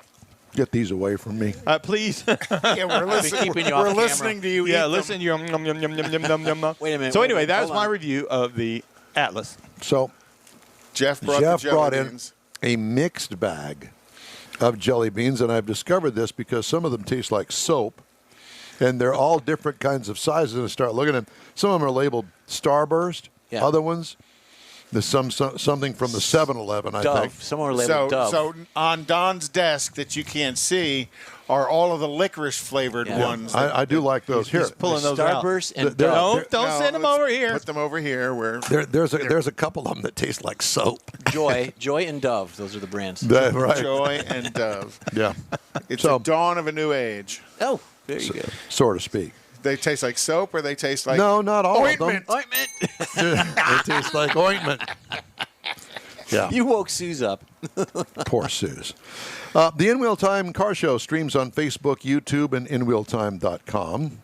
Podcasts are available on Apple Podcasts, Spotify, Stitcher Radio, iHeart Podcast, TuneIn, Google Podcasts, Pandora, Amazon, and Podcast Addict, among others. We need to list all of them just to see. No, if you can get them all in one breath. I think what I'm going to do is going to say your favorite podcast channel. Save us a minute every show. Pretty much. You'd still be late. As we always are. The In Wheel Time show continues right after this quick break.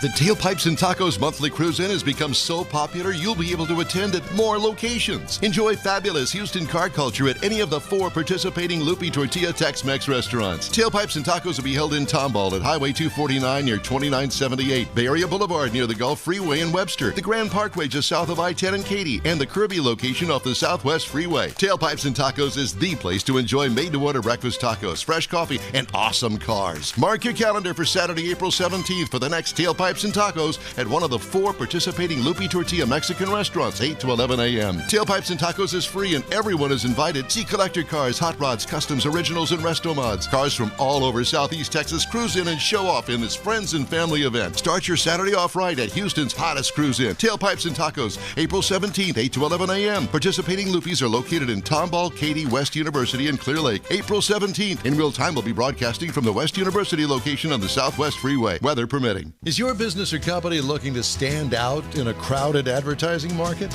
Looking to reach the real auto enthusiast? Well, you found it. You're listening or watching in real time, and so are your fellow enthusiasts. The In Real Time Car Show now reaches 500,000, and we can put together a marketing plan that will engage them in your product, business, or service. To get the tires rolling, just shoot us an email to our marketing director, Jeff Zekin. His address is jeff@inwheeltime.com. Celebrating 10 years of award-winning car talk, it's the In Wheel Time Show, your weekly go-to all things automotive place. Hi, along with Mike out of This World Mars, King Conrad DeLong, and Jeff Zekin. I'm Don Armstrong. Glad you could join us on this Saturday for our live broadcast. If you're listening on the podcast, this would probably be about Tuesday. When? Tuesday? I don't know. Wednesday? Somewhere in there. However that works. 1, 2, 3. Tuesday. This will be the 3rd. No, this will be the start of the 4th. Gosh, would you? This would be Wednesday. Yeah, this would be Wednesday. You want some, don't you? No, I don't. Thank you. You want some of this, don't you? So, yeah, you're gonna try to fill some airspace. Kill the dead air. Okay. Well, we don't have to do that. Well, we can listen to you chew. I know. I'm sorry. So you heard that the semiconductor problem is still creating problems. Huge problems. With manufacturers and actually to the point where they're even talking about messing around with the summer break. You know, most all assembly plants get a couple of weeks off. That's all done. Model change, get a couple of weeks retooling. Off now that's going to be, an entire month off because they don't have enough chips to build what they want. It used to be 2 weeks. Yeah, and Ford is still building what they can and parking it in the back lot, and then when the chips come in, they've built them to a point, and then all they have to do is go out and put the chips in. And let the chips fall where they may. Chips and salsa, right? Yeah, the government needs to stay out of that business. They need to just butt out. So, did you watch the F1 race a couple of weeks ago? Yes. It truly looks like Honda may have an engine that's going to be competitive with Mercedes. Mercedes has been so dominant in F1, and Honda's been out kind of bragging about we're going to challenge Mercedes this year. Mercedes has that hybrid. They've got the hybrid motor. Well, they all have. They're all a hybrid. They all have an electric boost. Yeah, they're proud of it, and there's more advertising. But Mercedes and has been so dominant for so many years. So, and this is Honda's last year in Formula One, and then the engine package and everything that they're building, they're going to give to Red Bull, and they're going to call it a Red Bull engine. There you go.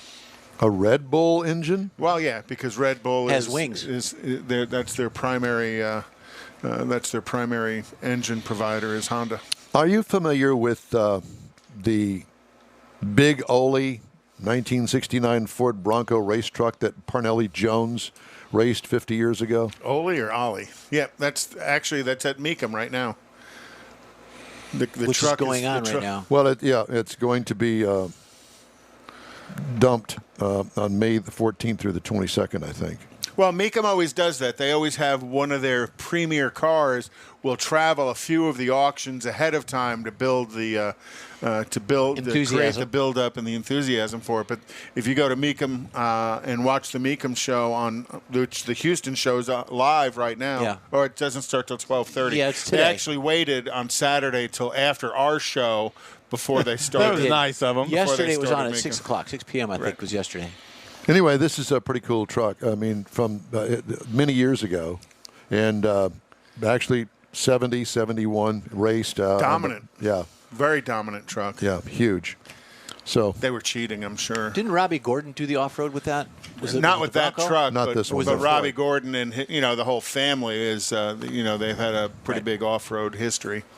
So at any rate, and I read that Jeff Gordon had COVID or has COVID. Oh, does he really? I read that the other day. Missed that. I did too. All right. You had There's COVID, or you read that? There's a company called DERQ, DERQ, and they work on autonomous systems. They develop them, they integrate them, do all sorts of things. We're going to find out exactly what they do, because right now we are going to talk to the Vice President of Sales, Jamie Sullivan. Jamie, good morning. How are you? Good morning, guys. How we doing? Very well, thank you, and thanks for joining us today. Jamie, I want to ask you to kind of put in a nutshell exactly what DERQ does. Sure. So our key focus is eliminating road fatalities, and we do that in a couple of ways, but essentially we want to add seconds back into the scenario before a collision happens to give people more of an opportunity to make a decision. And we do that by predicting the intent of vulnerable road users to step off of the road, so a pedestrian, cyclist, disabled person, before they're going to step off the curb, we predict that. And we can share that information with vehicles or signage, wrapping flashing beacons, et cetera. And then we also combine different views of sensors like video and radar and things like that to get a comprehensive view to get lower false positives, higher accuracy, better data, so we don't make mistakes. And we do that, using artificial intelligence and machine learning and all those, great technology buzzwords of the day to kind of solve these things. And we have a really smart group of, PhDs and engineers working on this stuff. I mean, I joke, I have a master's degree and I'm the dumbest guy in the company. So got some really smart data scientists working on this stuff. So your company is kind of an integration company, is what they are. So really, we're actually we're a software company. Yes. So we're that underlying software that's going to do. So if you think about all the new cars that are coming out with all the great sensors on them that can detect, whether you're in the right lane or you're going to run into a brick wall or those kinds of things. So that's all onboard perception.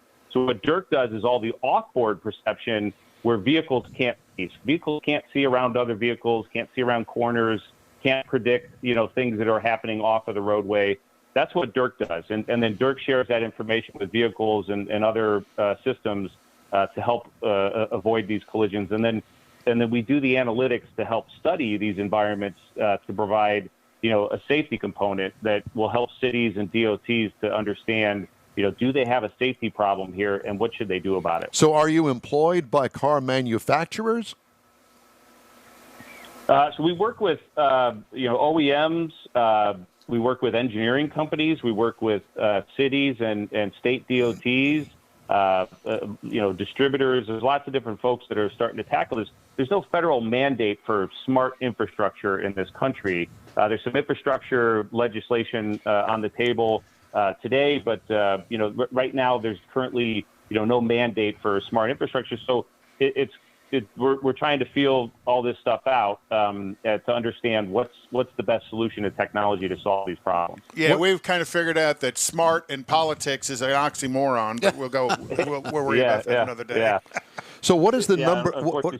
I'm sorry, go ahead. No, go ahead. I was going to ask, so what is the number one thing that you guys are working on this week? The main thing we're working on is today it's around analytics and intersection safety. So, most cities understand where their problem spots are. They know from crash data or public safety or, the transportation folks that work there, what are their intersections.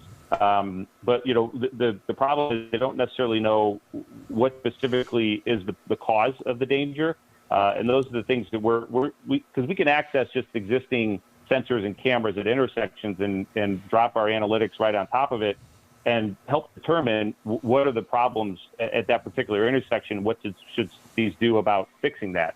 So that from a safety perspective, and I think there's a lot of focus that's coming out on pedestrian safety. Which is good. There's, the thing called Vision Zero. If you guys aren't familiar with that, that's the, kind of to get the zero deaths from, crash fatalities and things like that.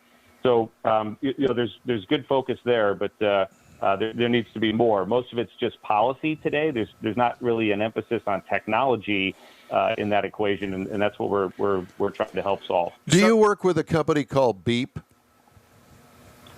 Yeah, we've actually had some great conversations with Beep, and we were going to do probably a project with them had COVID not come along and done what it's done to everybody, right? And but so if you and I saw Joe's interview with you guys. So if you think about Beep, what we would do for Beep is so you've got onboard sensors on a Beep shuttle that that allow it to detect pedestrians and things, but they don't go very fast, right? Because when they have to detect a pedestrian at the last second, they have to stop very abruptly. And if you've ever been on one of those autonomous shuttles and it stopped abruptly, it can throw you around.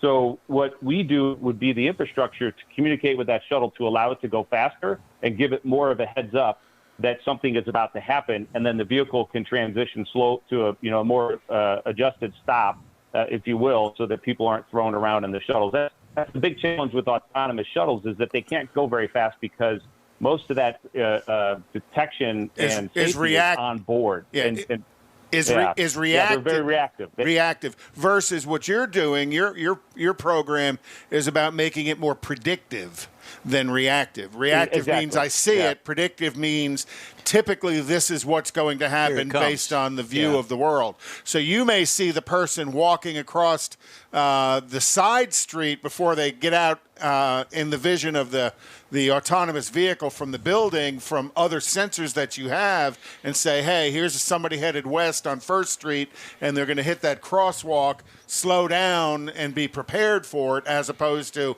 they step out from the side of the building and they see it, all of a sudden we slam on the brakes. Exactly, right? So it's not reactive. There's also some prediction in there. But it allows for a safer environment, and everybody wins. And are you using existing hardware that's out there on the roads and in the industry and making your creating your data from the existing hardware, or are you guys actually deploying hardware to help with the data acquisition? Yeah, so we're doing both. So if cities and DOTs and OEM projects and pilots have existing sensors and that out there, we could take that data and process it through our platform. If there's not existing infrastructure and things there, we can prescribe hardware vendors that do a very good job of collecting that data and getting it to our platform. So we're modular and able to do both, and that's kind of what the DOTs and the cities like about us, because we're kind of hardware agnostic. We don't necessarily have to work with one particular vendor or another. Some of the hardware vendors are getting into this analytics space and trying to do it, and they'll only do it on their infrastructure. So it's kind of like your Verizon phone only works on Verizon, your AT&T phone only works on AT&T, et cetera. So that the goal is to get universal, because if we're going to achieve true autonomy at some point, there can't be hardware silos. So are you also working inter-vehicle communication? Because I know that's got to be one of the next steps about autonomy is car A has to talk to car B to help it determine what's going on and who's moving at what speed, and as they're coming together. And I know kind of there's a little bit of that going on, but not quite enough. And then your problem is with the guy with the 1974 car that isn't on the net, and how do you deal with them? So are you developing that componentry to get that inter-vehicle communication going on as well? Yeah, so we're strictly the vehicle to infrastructure. So we'll tell car A and car B to be aware of each other, that they could potentially be in a collision scenario, predicting their trajectory and direction and those kinds of things. But car A and car B, they'll communicate with each other through some standards and some directive from the automotives. So that's where Ford and GM and those guys have to determine how those cars and those vehicles are going to communicate with each other. Right. And there'll be onboard systems. There already are onboard systems today that can do that. OnStar. They just have to start interoperating with each other, I guess. So are you guys testing that interoperation? Because I know GM's OnStar has got a pretty fair GPS system in it and a lot of data available. Are they giving you access to that to see how you can integrate it into your predictive analysis? So there are some standards about safety messages and that we can just send to the automotives already today. So, and that's really all the data that they want. They're doing most of what they're trying to do from a safety perspective, within the vehicle because they can control that, right? So they can't control the infrastructure and the environment around them. So what they can control, that's their main focus. And then we've just become an ancillary data source for them to create an even safer environment for that vehicle as you start to think about, computers and humans interacting with each other to really get to that true autonomy. Those vehicles need to, take as many data sources as they potentially can. And then really what we also offer is redundancy to the onboard systems as well, because you much rather have two eyes or two sets of eyes looking at it than one. So do you anticipate Dirk being part of possibly crash analysis as well, and with that you become part of the litigation and point of discovery for whichever side of the attorneys want to collect your data? Yeah. So we have that ability. We could do crash detection. We could do it real time. We could provide that data. The challenge is whether government wants it. There's all sorts of privacy concerns and things like that. The insurance companies would love to have it. The lawyers would love to have it. The cities don't want it today because they don't want to answer the phone every time there's a crash at one of their intersections and have to say, answer, hey, I want that video from, this particular incident because it exonerates my client or, defines fault or liability.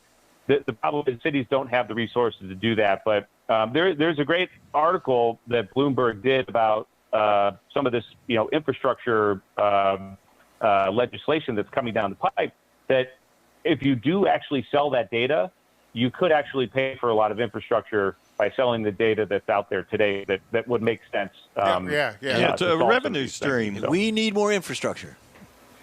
Well, yeah, that was kind of where I was headed with it is, it would be, to give it for free would be fruitless, but if they charge to give that data out, all of a sudden, there's a value to it and they start a new revenue stream. Now, is Dirk pretty much built around safety, accident avoidance, pedestrian accident avoidance, or are you also going to try and help these cities with traffic flow itself, because the traffic flow tends to lead to the safety issues, and if you guys through your data can say, hey, this on-ramp 200 feet from this off-ramp's dumb, close that on-ramp and let's see what happens.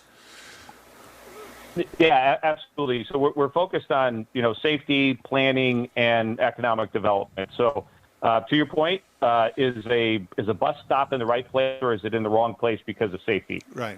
Do people have to cross the middle of in the middle block instead of using a crosswalk to get to that bus stop? Right. So that's a planning and safety issue all in one. And in traffic flow, how are we seeing merges and those kinds? Where's things, traffic problems coming from? Yes, absolutely. And then even economic development. So, identifying the types of trucks and cars and types of vehicles that are coming through different areas, doing, counts of those types of vehicles to determine, should there be some economic growth in this area? Should there be more restaurants and coffee shops and gas stations, et cetera, et cetera? There's enough Starbucks there's lots out there. of opportunity to sell that data. Yeah, there's enough Starbucks out there. We got them on every corner here in Houston. Or the electrical plug for the electrical vehicles, too. Yeah.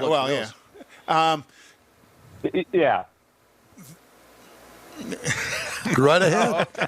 I'm on board. Well, so in your view of 10 years from now, do you see it being maybe a little bit of and I'm going to go with a bad analogy, but it's the only one I can think of, the George Jetson world where the autonomous vehicles have lane access that non-autonomous vehicles don't have, and that lane access is, for lack of a better way to say it, controlled by Dirk because you understand traffic flow, traffic safety, autonomous vehicle operation, and then people will get to move better in those autonomous lanes than the goober with his 74 model Fiat Panda. Goober again.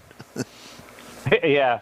I think the goal is that you're going to have some type of isolation between autonomous vehicles and human driven, right? So computers and humans can't figure out and guess what the other is going to do.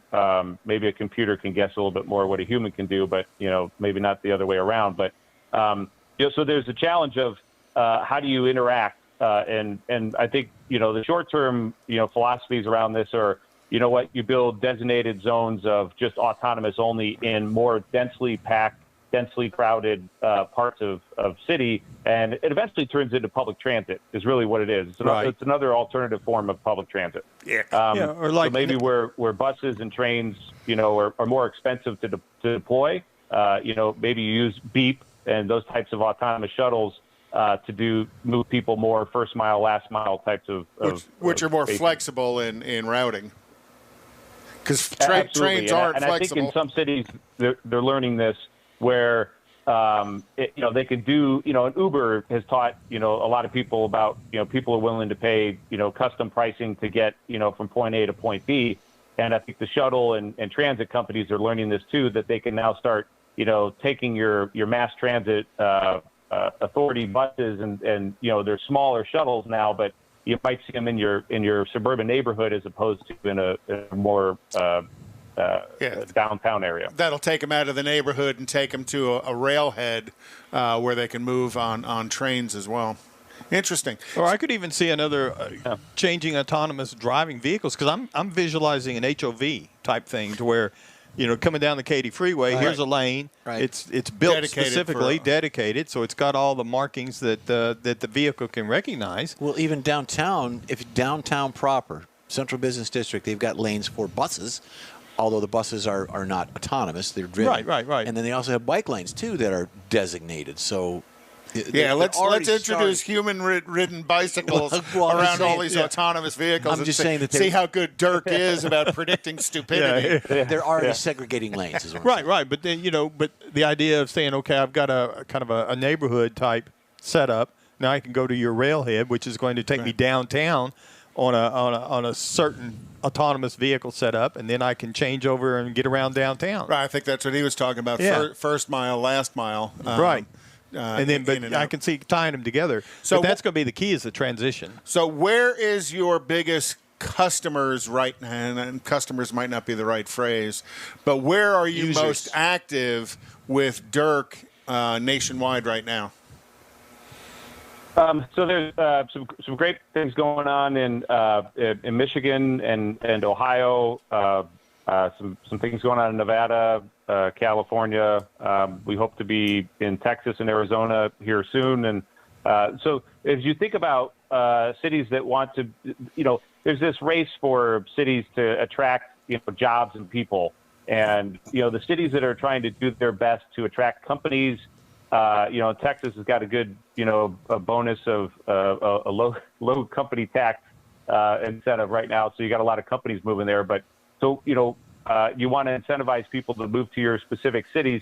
So, a lot of that is going to be for those cities that are going to be aggressive about introducing new technologies.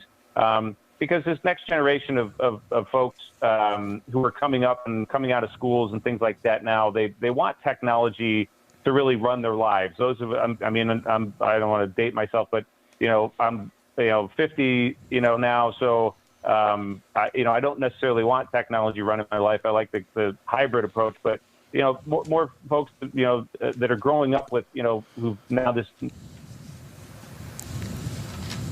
Yep, I think Did we lose him? Yeah, it sounds like we might have dropped him. Jamie, if you can hear us, we've lost you. We're going to say goodbye to you, but we thank you so much. Jamie Sullivan, Vice President of Business Development North America for Dirk. That's DERQ USA Incorporated. Great insight into AI. Mm-hmm. And I've posted a link to their website on our Facebook page. Very nice. All right. Hey, just a reminder, we'd love to hear from you. Just shoot us an email. The address is info@inwheeltime.com. I have one of the stories that I've really been wanting to get in. Okay. U.S. auto industry has roared back from the pandemic, notching its strongest March sales in more than 20 years. But the widening microchip shortage now threatens to pinch supplies of many highly profitable and popular vehicles at a time when consumer demand is surging. First quarter retail sales climbed 26%, according to J.D. Power. That's huge, my friends. That's big. But with no certain end to the microchip issue on the horizon, automakers could soon exhaust solutions for mitigating the shortage. Inventories have fallen by 20,000 vehicles since mid-March and plunged to the lowest point since mid-January, according to Cox Automotive. Stockpiles industry-wide are 21% lower than a year ago. GM's inventory is just half the size it was a year earlier. Gains by Japanese and European automakers significantly outpaced those by the Detroit 3 in the first quarter. Most of the transplant companies either doubled or nearly doubled their March 2020 volume last month. Ford Motor Company's 26% jump was by far the smallest March gain among the 7 companies that report monthly results. Stellantis, which is the FCA, Chrysler, Ford, Dodge, Jeep, all that, achieved a 5.1% first quarter gain, with its Ram pickup jumping ahead of the Chevy Silverado again by more than 24,000 vehicles. Wow. That is significant. And driven by inventory, that may continue. Yeah. Because Chevy's having problems in production, and it doesn't sound like Ram is having the same issues with production. It's going to turn into, and I've predicted this for months, it's going to turn really ugly this summer, especially as we approach the summer driving season, and there are still a lot of people that I'm not going to get on an airplane packed full of people just yet. And we're going to have a family road trip. And model changeover, you know. And the other thing that happens as inventory goes down, days supply goes down, factory incentives goes down. Yes, you know, all of because that. it's all the incentives is purely driven by days supply. So if they've got 120 days supply, they really bump up the incentives to lower the days supply. But if they're down to 40, 50 days supply, I'm not real sure they want incentives or need at to. that point. Yeah, well, it's more want because, you know, what if they strip all the inventory out? That's painful because they have no replacement inventory coming in. Good example of that is when the rental cars, when COVID hit, they sold off all the inventory. And there's none. They can't get them. Let me tell you something. Have you seen how much they're getting for rent cars? I saw it on TV. Holy Toledo, $500 a week. Yeah. Oh, Angie was going into Phoenix a couple of weeks ago. It was like $250 a day. Like, are you serious? There is a way around that. They were saying if you take Uber. If find out what it is for a daily, and then there might be a clause in your contract if it's for a week for $500 for the week. If you return it early, you get credited back. Because a lot of these are pay up front. So there are clauses where you can do that. If you only need it for 3 days, rent it for a week and then exchange it. Well, I think that the rule should be going forward, if you're in the market for a car, new or used, you need to really hoof it over to a dealer, get online, whatever it is that you want to do to purchase a new car. But quickly. I would do it quickly in the next few weeks. Pre-owns are getting that's what I'm saying. Inventory. Yeah. No, and pre-owned cars, prices going up on those as well. Absolutely.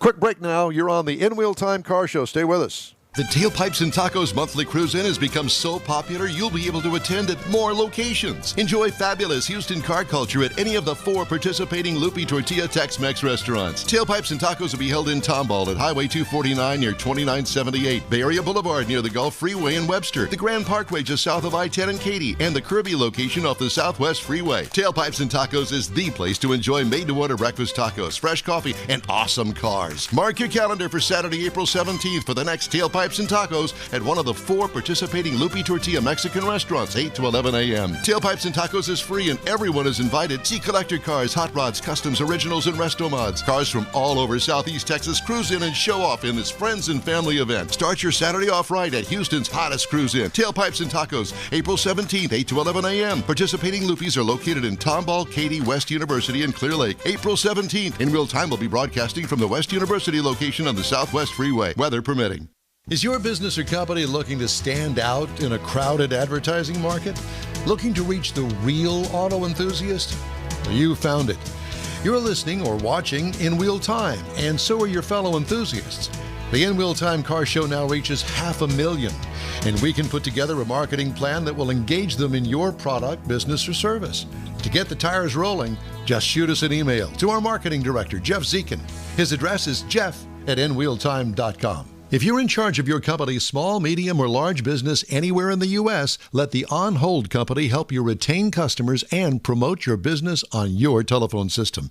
Promote special sales or company info when placed on hold. The On Hold Company provides custom on-hold messages with professional male or female voices, licensed background music with no long-term contract, no monthly recurring bill, and updates your messages as needed. Call the On Hold Company at 713-223-HOLD or go to onhold.net.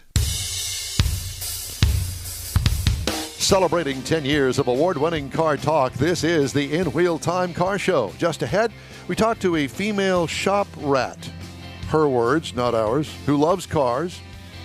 We'll have a review of our new car of the week, the Ram TRX, or the T-Rex as they're calling it. We'll look at the growing cruise-in calendar. We'll have This Week in Auto History and the stories making automotive news headlines. That and more just ahead on today's live In Wheel Time Car Show for Saturday, April 10th, 2021. Howdy, along with Mike out of this world Mars, King Conrad DeLong, Jeff Zekin. I'm Don Armstrong. Glad you could join us today. And we're working on getting because we've had internet problems all morning long here at the house. Don didn't pay the bill. Doing these Zoom calls, we're trying to get audio only, and that takes a different deal through Zoom to do it. Mr. Mars is over there feverishly working on it. Conrad's trying to continue to finish my sentences, and so, everything is all good. Y'all talk amongst yourselves over there, or at least maybe let Conrad talk for the two of you. You get Deb on the damn phone. Get busy. Yeah, exactly. By the way, I tried to get Keels and Wheels website up online. Nah. That ain't happening. I got it. I posted it. I know that you what did. Were you looking but I'm for? just saying to you is that my internet over here. Conrad's using all the internet. Is not. He is.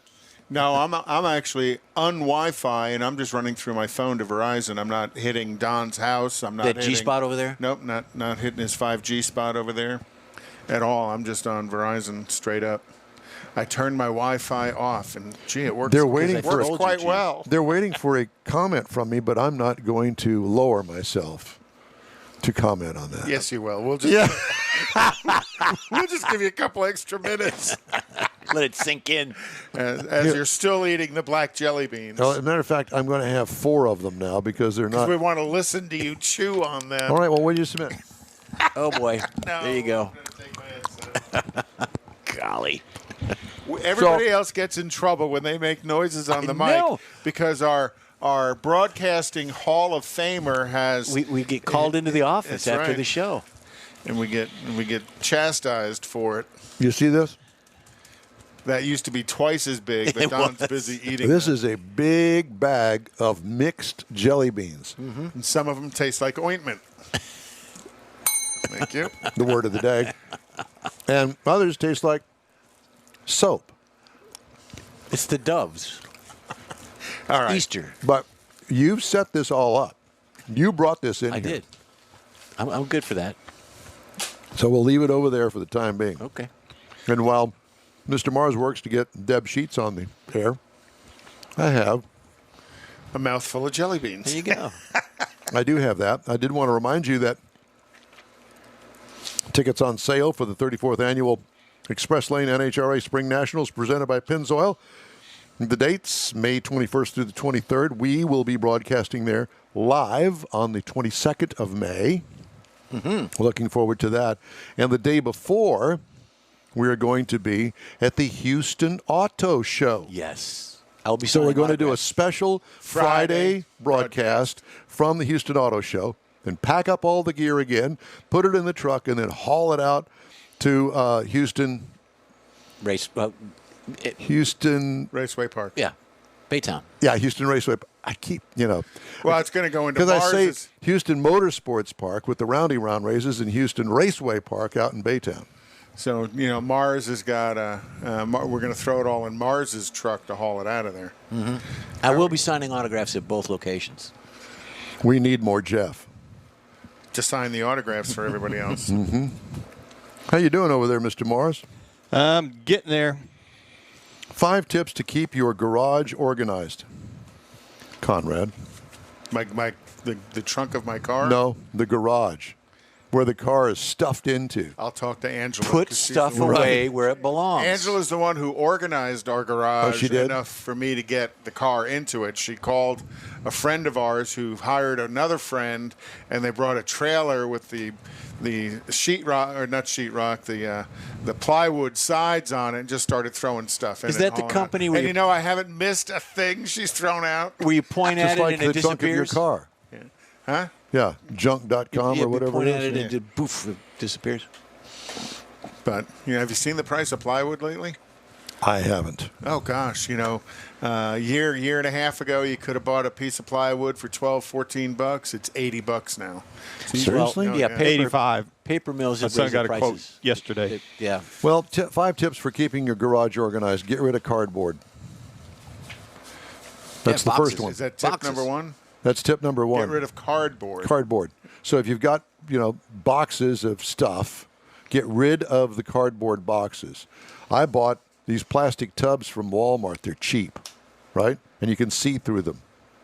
And you can see what you got in there. So that's just one evil to the next. No, it's not. Because what you wind up doing is you wind up throwing most of the cardboard box contents away. Because eventually it gets wet. Well, not only that, but I mean, if it's in a cardboard box and it's in the garage, chances are you haven't used it in quite some time. Yeah. Gets the heave-ho. Label and list what you've got. With these clear containers, you take a 8.5 by 11 sheet of paper and you write what's in the box and you put it in the inside of the box. So you can see it? So you can see it. Okay. Good tip. Set aside time to clean up. Oh, yeah. Or put away. Yeah, sure. You're semi-retired. I'm not semi-retired. Are you kidding? I'm working more than I ever have in my life. Where did you get that from? That's the problem I got. Hal Zekin's over here more than you are. So, here's the real issue. Conrad walks in to the studio on Saturday, sits down. He's done nothing all week long. Mars and I have been slaving over this entire program all week long. Who sets up the cameras? Hours Who turns and on the lights? hours Jeffrey and hours. Jeff comes in. He sets up all the cameras, the switch gear, all that stuff. We all work. Conrad sits down. Well, it is King Conrad we're talking about. It is King Conrad, and he's ready. And Diva Don. Let's not forget the Diva. That's only when you see me with my pretty new glasses on and I'm looking hot. Are we good to go here? Yes, we have Deb. Woo-hoo. Okay, Deb's on the line with us now. Hi, Deb. Good morning, everybody. Sorry for the confusion. Oh, We've she's on had the some line? internet Okay. problems Okay. here. That's okay. I'm disappointed I'm not online to see y'all. Well, Mars is going to put up a picture of you, and so it'll look really good. It'll look really good.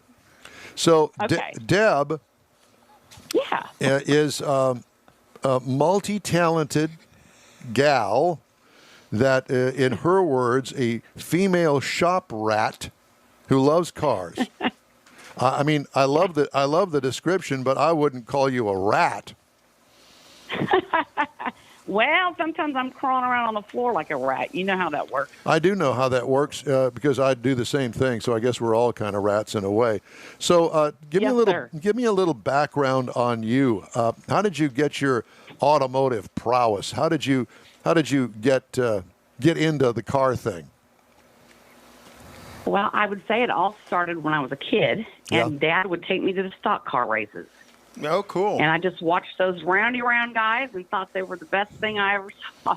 Deb, where are you physically right now? Are you in what city?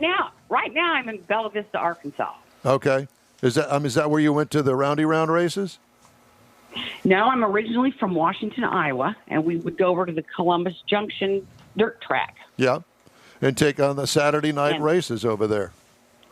You betcha. Well, you betcha. We'd be up there with our earplugs and watching those cars go round and round. Yeah. Well, I mean, I drug both of my daughters to all the car races I could, so I can relate to all of that.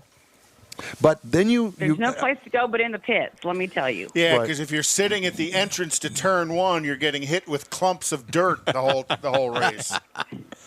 Those are the That's prime very seats. true. And then, so you are you still going to the Roundy Round races? Well, here in Northwest Arkansas, we used to have quite a few tracks, and they've shut most of them down. So I kind of go to Joplin to the Mocan drag strip once in a while. Well, I was going to say, I've thrown my. Yeah, I was just going to say, I think that you've transitioned now to drag racing. Well, I do a lot of car showing. First of all, a lot of car showing, national car showing, and then I made the mistake of putting my Roush on the drag strip. The Roush Mustang on the drag strip. I got a 2014 Stage 3 Roush Mustang that I primarily kept as a show car. It's an event car, really. Do a lot of work, charity work with it, but last summer I put it on the drag strip, and it kind of got to me. Now you're addicted. Yeah, a little bit, yeah. I realized that I could break my car pretty quick. Have you broken it? Apparently you've broken it once or twice. No, but I've got a 1993 Fox Body Mustang. Okay. That's almost always running. You know what I mean? It's a project car. Uh-huh. And so, yeah, when that one fails, I can always jump in the Roush to get my So where do you going. race? Where do you race them at? Well, mainly Mocan. It's up in Asbury, Missouri. Yeah. And I don't do any bracket racing.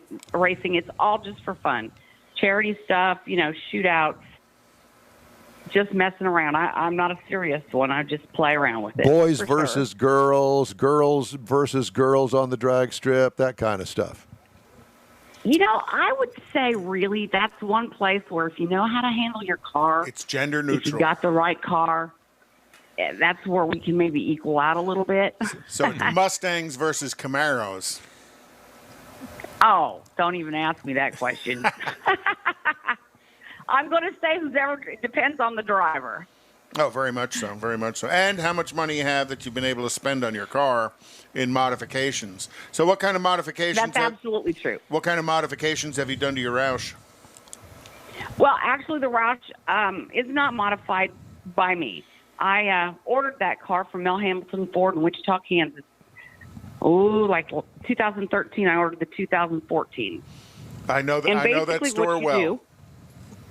Yeah, and basically what you do is you buy a black GT Premium Mustang, and then they send it to Roush for you. They put the Roush package on it, and then you have the opportunity to put your own things on it, which I did. So coming out of the Roush factory, it's stock kind of, even though there's modifications. It's got a supercharger. I've got the off-road dual-tune exhaust. Sport tune exhaust. Roush is kind of set up as a racing car. It's a lower suspension than, say, for instance, the Shelby GT500. The Roushes are lower. They're a little bit more stable in the rear end for me. How much was at the time when you bought that? How much was the Roush Premium on that new car? When I bought that Roush in 2013, it was around $61,000. Total walk out the door. 13. Well, it would have been a little bit less if I wouldn't have added all my stuff to it. No, I understand, but okay, 61,000, and that was in 2013, which was 8 years ago. Yes, sir. Yeah. Yes, and it was 575 horsepower, and at the time that was one of the top horsepowers being produced at that time. Sure. Of course, now with the Hellcats, the GT500s, we're pushing 750, 850, 900 horsepower. Right. So we can have fun with those cars. We can drive them on the street, and we can go to the track on the weekends and get out our frustrations. And also let me say, during this COVID situation, it was easy for us car people, good friends, a few of us, to get into our own little cockpit, so to speak, and drive and still hit the road, still listen to the playlist, still hear our mufflers. very therapeutic. Kind of still making you feel like yourself when you wasn't sure what was going on. Yeah, exactly. That makes sense. Yeah. Yes. In my 20-year-old Corvette, I have been known to do the very thing. Just go out, me and the dog go down the highway, and we'd have no destination, and we get tired of going one way, we'll turn the car and make it go another. Yep. Exactly. And you turn on that playlist, and it's like all your problems just kind of go away. The saying, drop a gear, disappear. It's the truth. More ways than one. So when did you get into the performance car stuff? As soon as you turned 16? My dad got me a moped. He was a smart man. A moped, okay. No, I in the 90s, I started working for Bob Maloney Ford in Rogers, Arkansas, which ironically, a few years went by, and I just went back to work for Bob Maloney, Kenny Davis Collision here in Bella Vista. But I started working for the Ford. I started in detail, and then I got pulled over into body and paint, which is kind of where it all really started. I picked up a little 66 Mustang for about $1,500, and I stripped the paint down the metal. There were like 5 different colors. And then it just went from there. And over the years, I got married, had kids, but I still worked on cars. At one point, I was going to dealerships, bringing cars to my own house, detailing the cars, and taking them back, customer cars, new cars, stuff like that. Uh-huh. Moved a little bit forward. I had my own shop at my house and had people bring their cars over, did the same thing. So it's just something I've always done. I enjoy it. I feel fortunate every day I can go to work. I love what I'm doing. Well, you started at a time when there really weren't a whole lot of females in the car business. If they were answering the phones or secretarial type jobs, and that has all transitioned here in the past couple of decades. Yeah. When there's more and more females at the dealership. Do you have any female compadres in the shop or women that you know? Now, several years forward, Bob Maloney is no longer a dealership.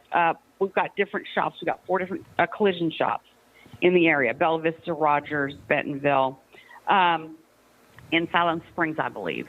And so now we just basically work some restores, we do everything, absolutely everything. And then on the side, I'm coming home and working my own cars for stuff like car shows. So you say, to answer your question, there's like a girl in each shop. It seems like. Yeah, and I see that more and more. I'm in the car business as well, and you see a lot of female service advisors and estimators. Yeah. But I'm also finding female technicians, which I'm pretty impressed with. That they're out there with the guys, and some of them are smarter than the guys exactly. are. Very so well, that's me. I go in there and I work with one young man. His name is Robbie. He's awesome, and he's teaching me how to disassemble a car. Which, when I first started on cars in the '90s, they're nothing like they are now. There's a tool for everything. Oh yeah, taking them apart's easy. It's putting them back together and making them run. Make sure you bag it and label it. Work, right? So yeah, that's absolutely correct. Is labeling everything is key. So we definitely have a process for that. So you talked about your Roush, that the mods were all ordered. What about your Fox body? My Fox body. Well, I'm working with a really nice guy, Ricky Downs, with Bad Intentions Automotive, and he's kind of helped me do the mechanics because I'm a body paint person. I love the name of the shop. Isn't that? I know. I was thinking that's what I need to name my cars, Bad Intentions. We have those all the time here. Yeah, and he's also it's Ricky and James Down with Downs Automotive. They've been great helping me. I unfortunately got taken advantage of on that Fox body, and I won't go into the story, but it's kind of a typical thing for females in the industry.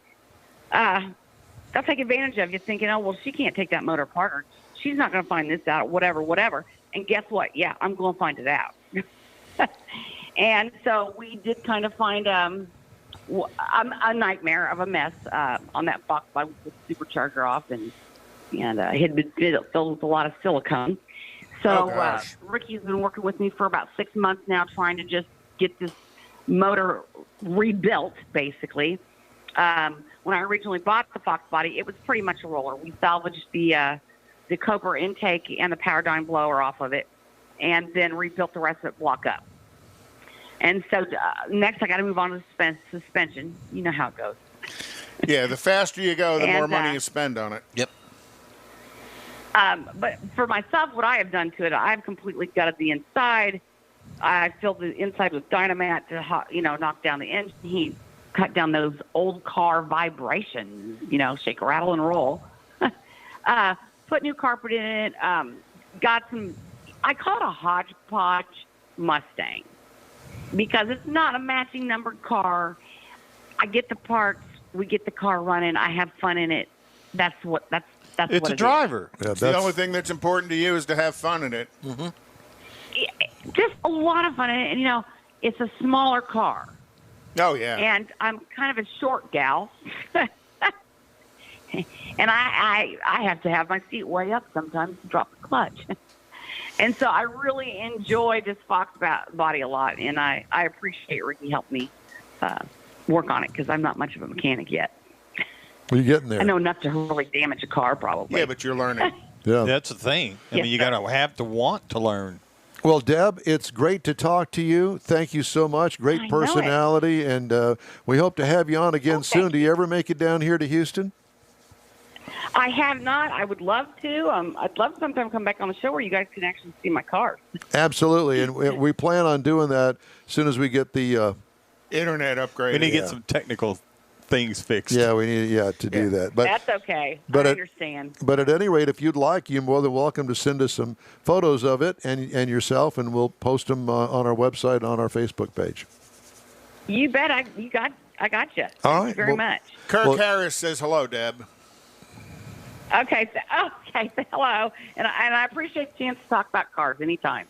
Thank you so much, and we'll talk to you again soon. Deb Sheets, self-described female shop rat with show cars, race cars, and works on cars. Gotta love it. Oh, yeah. I'd love to see a Roush. Roushes are such cool cars that are pretty well integrated. Time now for the cruise-in calendar. We've got one coming up next week we're going to be participating in. We are going to a different location for Tailpipes and Tacos next week. It's going to be at the Lupe Tortilla, but not out in Katy. Now, the Katy location is still going to have the Tailpipes and Tacos event from 8 to 11 out there. We won't be there.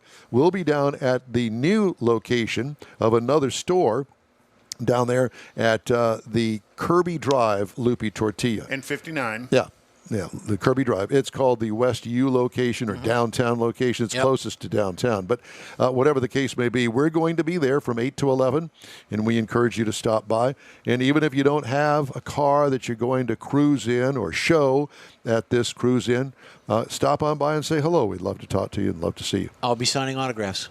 And Jeff... in the corner. Can't ever give enough, Jeff. All right, time now for the cruise-in calendar. So we started with that. Well, so again, Nifty 50s is back on, so they're going to be on every weekend, and that's off of Grogan's Mill. Is that tonight? That's tonight. They're starting. I believe he's now starting at 4 and running through 9. So and Randy will be there with his van and the stalker van, playing music out of the van and stuff. So if you want to say hi to Randy, go over to the van because that's generally where he's hanging out. Knock on the. And then the Kima Car Meet, which is every weekend. The All-American Muscle Car Show out at the Kroger's on 99 east of 45 in Spring. Sunday night at Freddy's Steak Burger at 1960 in Eldridge. And then Wednesday night at Freddy's Steak Burger out in Katy. And then Friday nights is Freddy's Steak Burger at Kirkendall in 2920. We appreciate the friends at Freddy's Steak Burger because they really do support the automotive enthusiasts. And as well as the folks at Lupe Tortillas, who are car nuts all by themselves. All right, time now for this hour's car review. Had a chance to drive the Ram TRX, or T-Rex as it's sometimes known. Lucky I got you. stalked on the Beltway. I don't get stalked on the Beltway very often. Stalked or stopped? Stalked. S-T-A-L-K-E-D. Well, that truck's fast enough to get stopped. I know. I didn't do that, thank God. But so I'm driving down the freeway, and there's this car. I don't even know what kind of car it was. Pulls up behind me, pulls up beside me, goes back behind me again, pulls up on the other side, thinking, did I do something wrong? I'm just in my lane doing 70, whatever it is. On the Beltway? On the He was Beltway. mad because you were in the way. Too slow. And so finally he pulled up on the passenger side, and I looked over there, and he's got his cell phone, and he gives me the thumbs up. Yeah, this is radio, or this isn't TV. You got to mention the thumbs up there, Don. 6.2 liter supercharged Hemi V8 in this truck, 702 horsepower for this particular Hellcat motor. They come in different horsepowers now. 650 pound-feet of torque, does 0 to 60 in 4.5 seconds. 8-speed automatic transmission. Tow rating, 8,390 pounds. Haul rating is 1,030. It's a crew cab. It's a 4x4. This is called a standard pickup half-ton, 1,500. It's all new for this year. What I liked about it, I liked the Rebel grill in the front of it. I also like the 3 orange running lights that are positioned inside the air intake. Makes it look mean, especially at night. Yeah, and the front bumper as well. Blistered fenders with big TRX graphics, which are optional, I understand. It does have the rock rail side steps and the tonneau cover on this particular truck, all optional. And it's got Here I Come red paint. I'm coming down the road, I'm red, and come arrest me. What I like about it, I like the overall Baja racer look with the big TRX vented hood. Interior, absolutely stunningly beautiful dash and layout with that great big optional 12-inch infotainment screen and the Uconnect with performance pages. It also has the optional big bolstered leather seats, in-floor storage with full-length console, and one of the best interiors overall in the automotive industry today, By far. car or truck. By far. What I liked, it's a living room for the back seat passenger. That area back there, I mean, you could live back there very easily. Maybe if it was going to be anything that they might want to offer in the future, is maybe a 5-point racing harness for each seat. Oh, wow. Don't know. And some My Pillows. Okay. Miles per gallon, 10 miles per gallon in the city is what it's rated, 14 on the highway for combined to 12. I got 12.4 over 370 miles.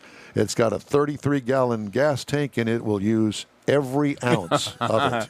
Yes, What it could will. use improvement? Let me think. Ride and handling. What I liked, that 18-inch beadlock wheels on there with the tall 35-inch sidewalls, Wrangler tires, 8 drive modes. Ooh, I don't know if you could get any more drive mode-ish in any kind of vehicle. What could use improvement? I don't know. It does have 11.8 inches of ground clearance, 13-inch. Pardon me. 13-inch front suspension travel, 14-inch rear suspension travel with Bilstein active shocks. A base trim price, $69,995 is the base. Not bad. Prices tested, $88,265. It was loaded. I liked it. Base model price for just the Ram pickup truck, $32,595. Competitors, the Ford Raptor. That's really about it. Now, I will say this, that the Ford Raptor is going to be all new coming out this summer. Trying to catch up with the T-Rex. Trying. They're also working on a Raptor R for next year. Ram's not going to sit still for that. You know that. Yep. No. Chevy, they're working on it. Yeah, well, they've been working on it for 30 years and haven't come up with it yet. And hello, where's Toyota in all of this? They're big into car racing, but there's nothing from them. As I was told many years ago, the Japanese just do not understand the truck thing. Full-size trucks. You know, now the compact trucks, The Tacoma, they did a great job. But I will say this. When I went to see that Nissan Frontier that's all The new new, one? Impressed? yeah, very impressed, and I think that it's going to give the Tacoma a little run Well, for its I'll tell money. you, on the T-Rex, the wheel tire package is pretty cool as well. 35s, I know, man. from the factory. Yeah. Yeah, it's great stuff. In Wheel Time Car Show streams on Facebook, YouTube, and InWheelTime.com. Podcasts available on your favorite podcast download place. The In Wheel Time Car Show continues right after this quick break. The Tailpipes and Tacos monthly cruise-in has become so popular you'll be able to attend at more locations. Enjoy fabulous Houston car culture at any of the 4 participating Lupi Tortilla Tex-Mex restaurants. Tailpipes and Tacos will be held in Tomball at Highway 249 near 2978, Bay Area Boulevard near the Gulf Freeway in Webster, the Grand Parkway just south of I-10 and Katy, and the Kirby location off the Southwest Freeway. Tailpipes and Tacos is the place to enjoy made-to-order breakfast tacos, fresh coffee, and awesome cars. Mark your calendar for Saturday, April 17th for the next Tailpipes and Tacos at one of the 4 participating Lupi Tortilla Mexican restaurants, 8 to 11 a.m. Tailpipes and Tacos is free and everyone is invited. See collector cars, hot rods, customs, originals, and resto mods. Cars from all over Southeast Texas cruise in and show off in this friends and family event. Start your Saturday off right at Houston's hottest cruise in. Tailpipes and Tacos, April 17th, 8 to 11 a.m. Participating Lupis are located in Tomball, Katy, West University, and Clear Lake. April 17th. In Real Time will be broadcasting from the West University location on the Southwest Freeway, weather permitting. Is your business or company looking to stand out in a crowded advertising market? Looking to reach the real auto enthusiast? Well, you found it. You're listening or watching In Wheel Time, and so are your fellow enthusiasts. The In Wheel Time Car Show now reaches 500,000, and we can put together a marketing plan that will engage them in your product, business, or service.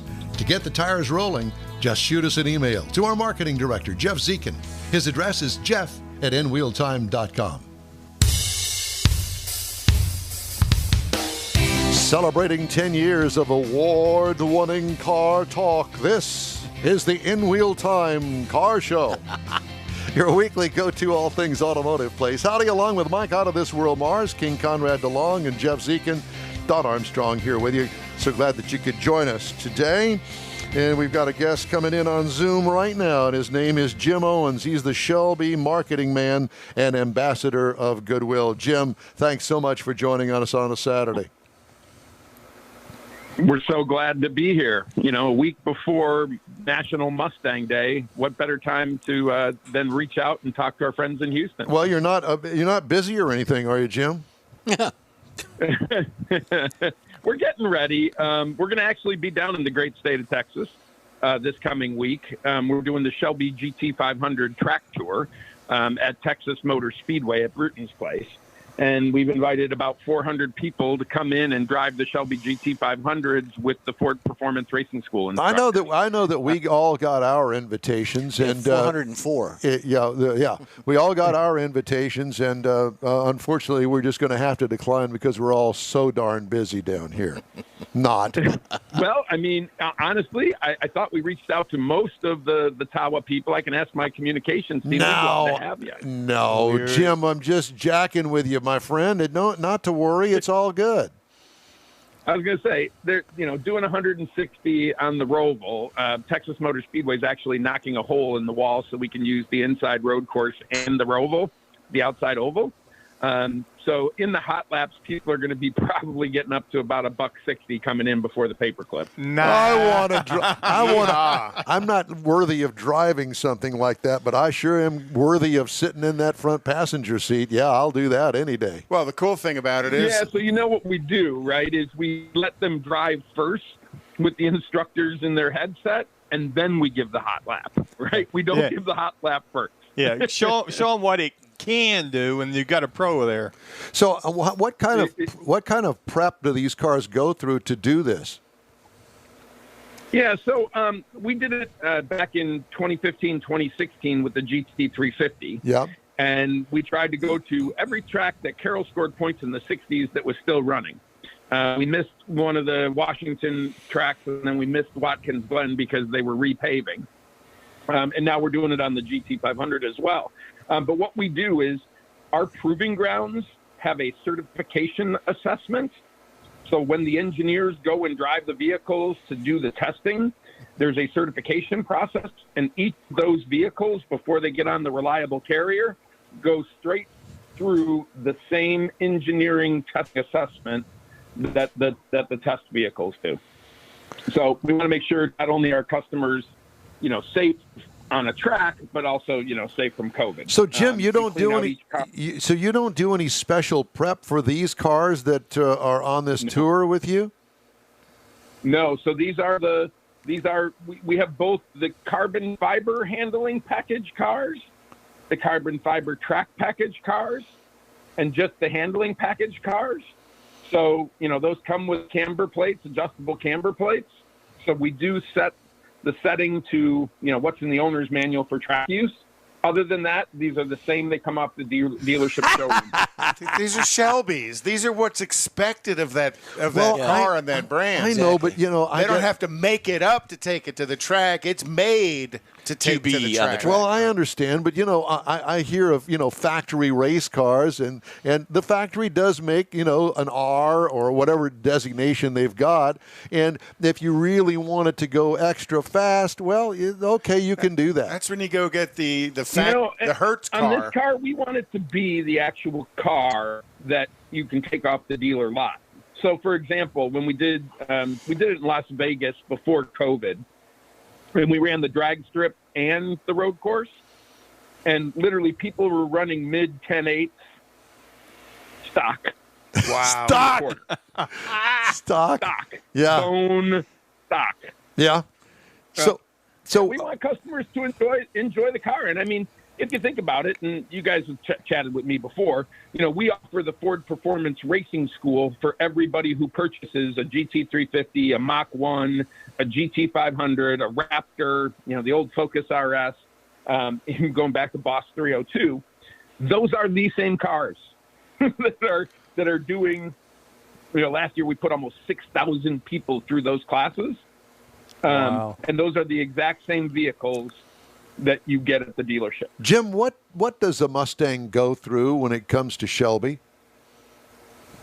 So for Shelby American, Gary Patterson, who's the president and CEO, and Vince Laviolette, who's their chief R&D and test driver, they take a lot of the things that we would have wanted to do, like our engineers, but because we're set up for driving full out on the streets, meeting the corporate guidelines. There's some things that individuals might want to do to their car that don't fit into, what we can do from a corporate base. Yeah, the corporate world. Right.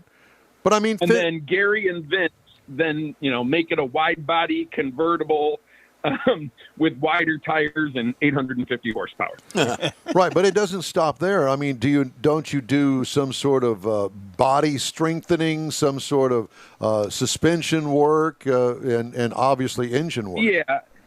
Yeah. There's two. So if you think about it, the Shelby that comes out of the Flat Rock assembly plant is akin to a Mustang in the platform. Basically the foundation and the platform. Then all of the suspension, cooling, brakes, tires, calibration, engine, supercharging, exhaust, all of those things get changed from the base Mustang at the plant. Then once you buy it from your dealer, you can take it even the next step and go to Shelby American and Gary out in Vegas and have it upfitted even further. And yeah, they do torsional rigidity stuff. Their wide body kit is amazing. I mean, putting that tire, that horsepower down, you need a wide tire, and their wide body kit literally accommodates that wider tire that allows you to get that. Are they steel bodied fenders? They're aluminum. They're aluminum and steel. The stuff that Shelby American does afterwards is fabricated steel. It's not the fiberglass. Yeah, I think to quote your founder, there's never too much horsepower. It's just a lack of traction. Yeah, Carol always loved. I mean, working for him was so much fun. I mean, and a lot of people saw the movie and all that stuff, but he wanted to challenge everybody to make it more.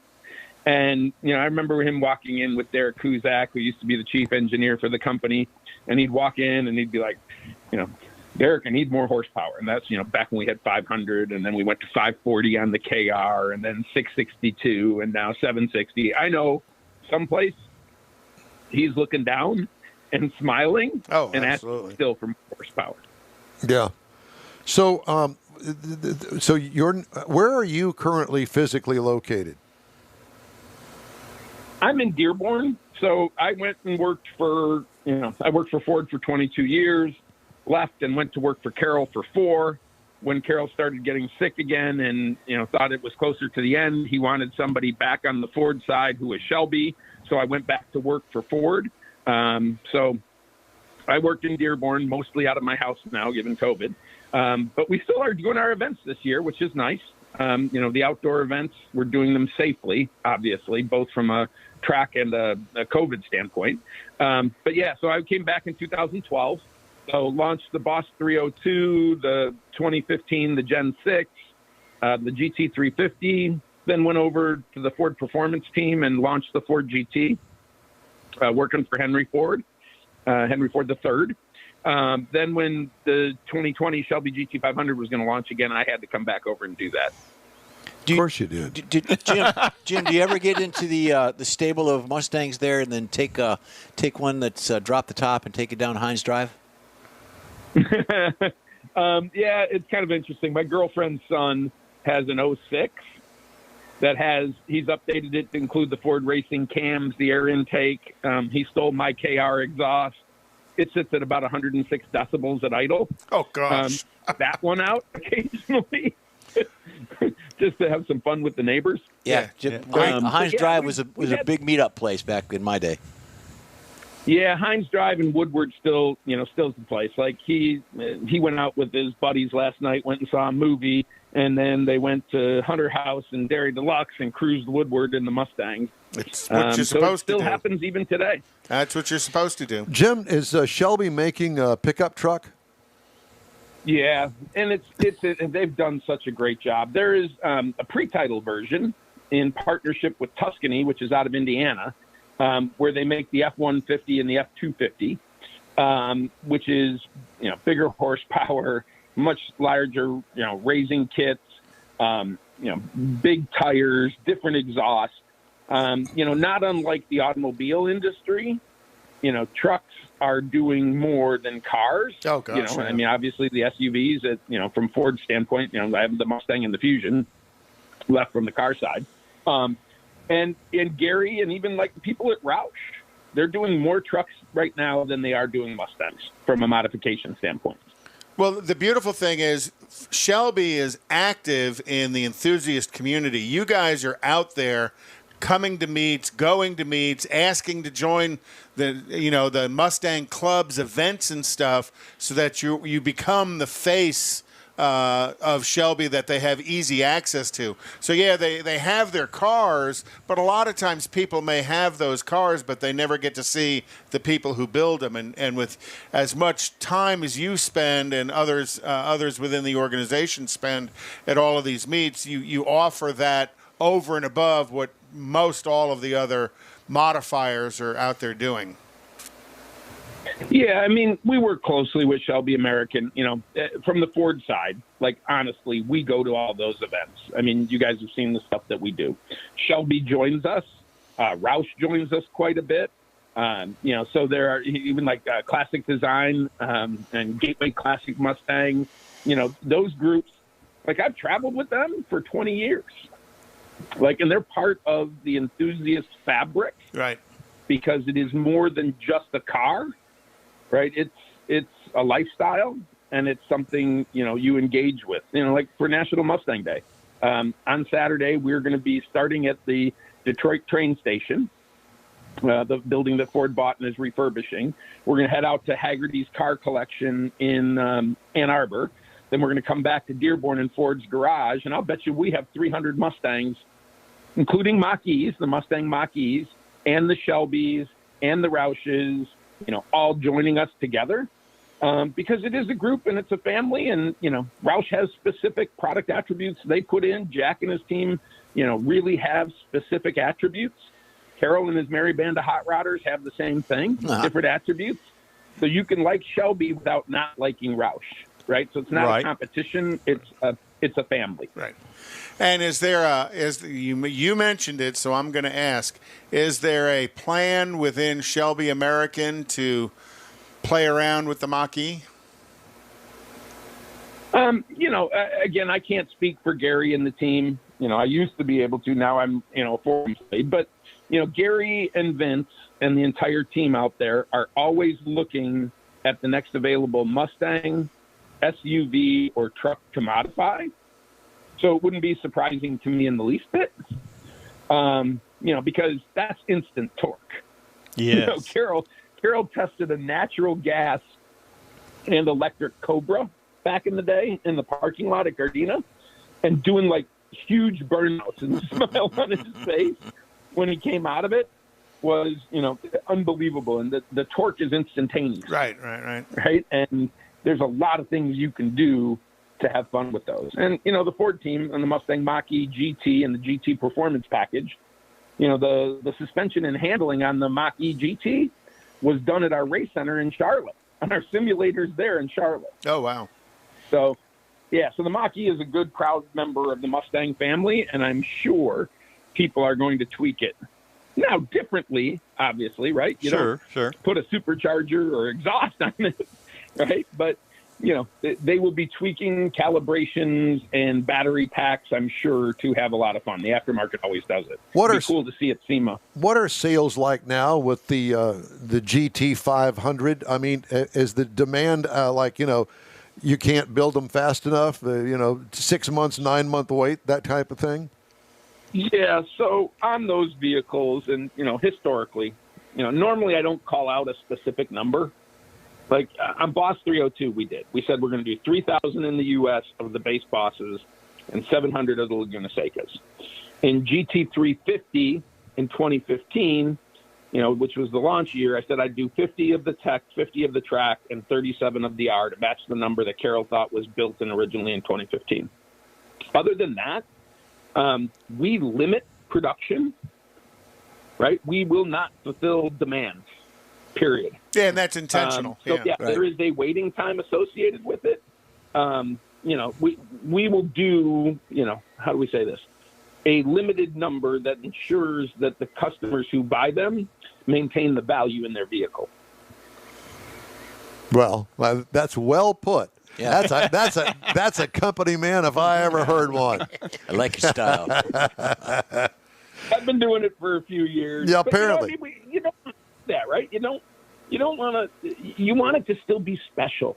Yes. Like the stuff that we do with Shelby's and even like the Bullet and the Mach 1. That Mach 1, you guys, I cannot wait till you drive it. I know they're getting out into the press fleet soon.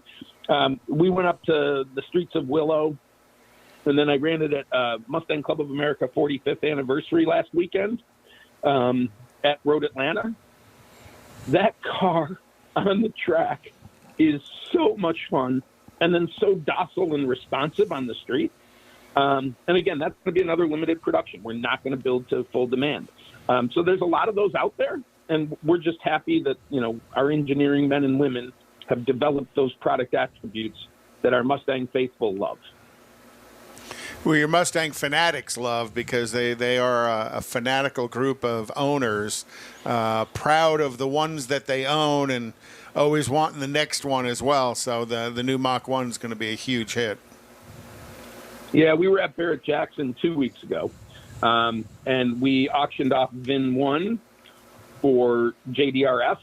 Edsel Ford and the Ford Motor Company support the Juvenile Diabetes Research Foundation. I saw that. Yeah, I saw that. Yep. You only raised $500,000 with it, right? That's a beautiful thing to do. It blew me away. I literally thought it was going to be a $200,000, $300,000 car. I thought the Bronco would be $1 million, and it was. But Mach 1, I just thought, okay, maybe $200,000, $300,000 for a good cause. It ended up being a new bidder to Ford Motor Company, whose granddaughter was diagnosed recently with type 1 diabetes. Oh, wow. And he is a car collector and a Mustang fan, and he saw what Ford Motor Company had done, which includes, donating more than $70 million to JDRF and raising almost $8 million, a little over $8 million now, in the sale of collector cars. He and his wife sat there and told me they were willing to go up to $600,000 because they wanted to help their daughter and they loved the car. How cool is that? Yeah, and then it was kind of cool. So he's probably in his 60s, and he is kind of geeky, like collector like us, loves the cars. So then I talked to the engineering team. I'm like, hey, Can we go back and rebuild it as a handling package for him? Because we can't build the handling package cars in the winter in Michigan because the tires get too hard for safety purposes.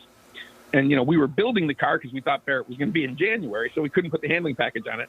So we took the car, we shipped it back. It's sitting in our engineering garages right now, and we're adding the handling package for him. Oh, how cool is that? But again, that just comes down to how fanatical the buyers are for the Mustang brand. And I'm sure that car is going to get packed away somewhere as VIN 0001 of the new Mach 1. And it'll be. Yeah, we do hope they drive it. I mean, Carroll used to force us to drive. I use that term loosely. Would force us to drive Cobra 1 before he sold it because he always wanted it driven. And I remember being out at Monterey, driving it from the Jet Center back to Laguna Seca in the dark at night. The lights go out, and I'm like, I am driving a priceless vehicle. But Carroll always wanted you to drive your cars and enjoy them. Wow. Nice job if you can find it, huh? So what do you again, what do you drive now that you're working at Ford?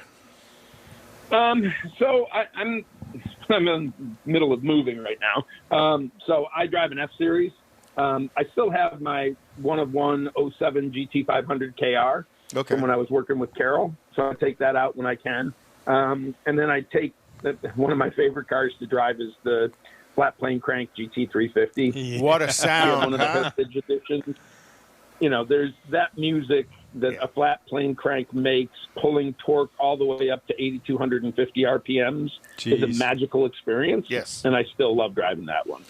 So I know Ford's going to have, and I imagine Shelby will be with them, and I assume Roush as well. You guys will have a presence at Woodward this year. What do you want to divulge the plans? Yeah, they're still looking. The state of Michigan is still, battling COVID like the rest of the country.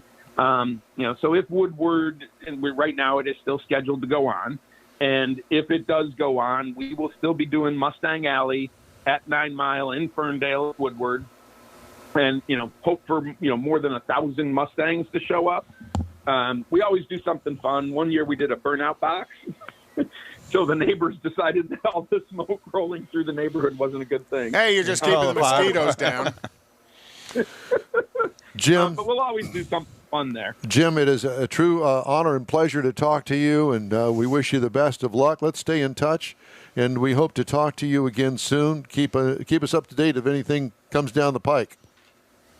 Absolutely. You can tell I enjoy doing this, and thank you for carrying on the hobby and the love and affection for the cars. We really appreciate it. Well, we appreciate you. Again, thanks, Jim Owens with the Ford Motor Company and the Shelby marketing man, ambassador of goodwill. I kind of threw that in there, but he is really. Really, yeah, absolutely. And we all want his job. Yeah, everybody. I'm telling you. Yeah, exactly. Okay, time now for This Week in Auto History.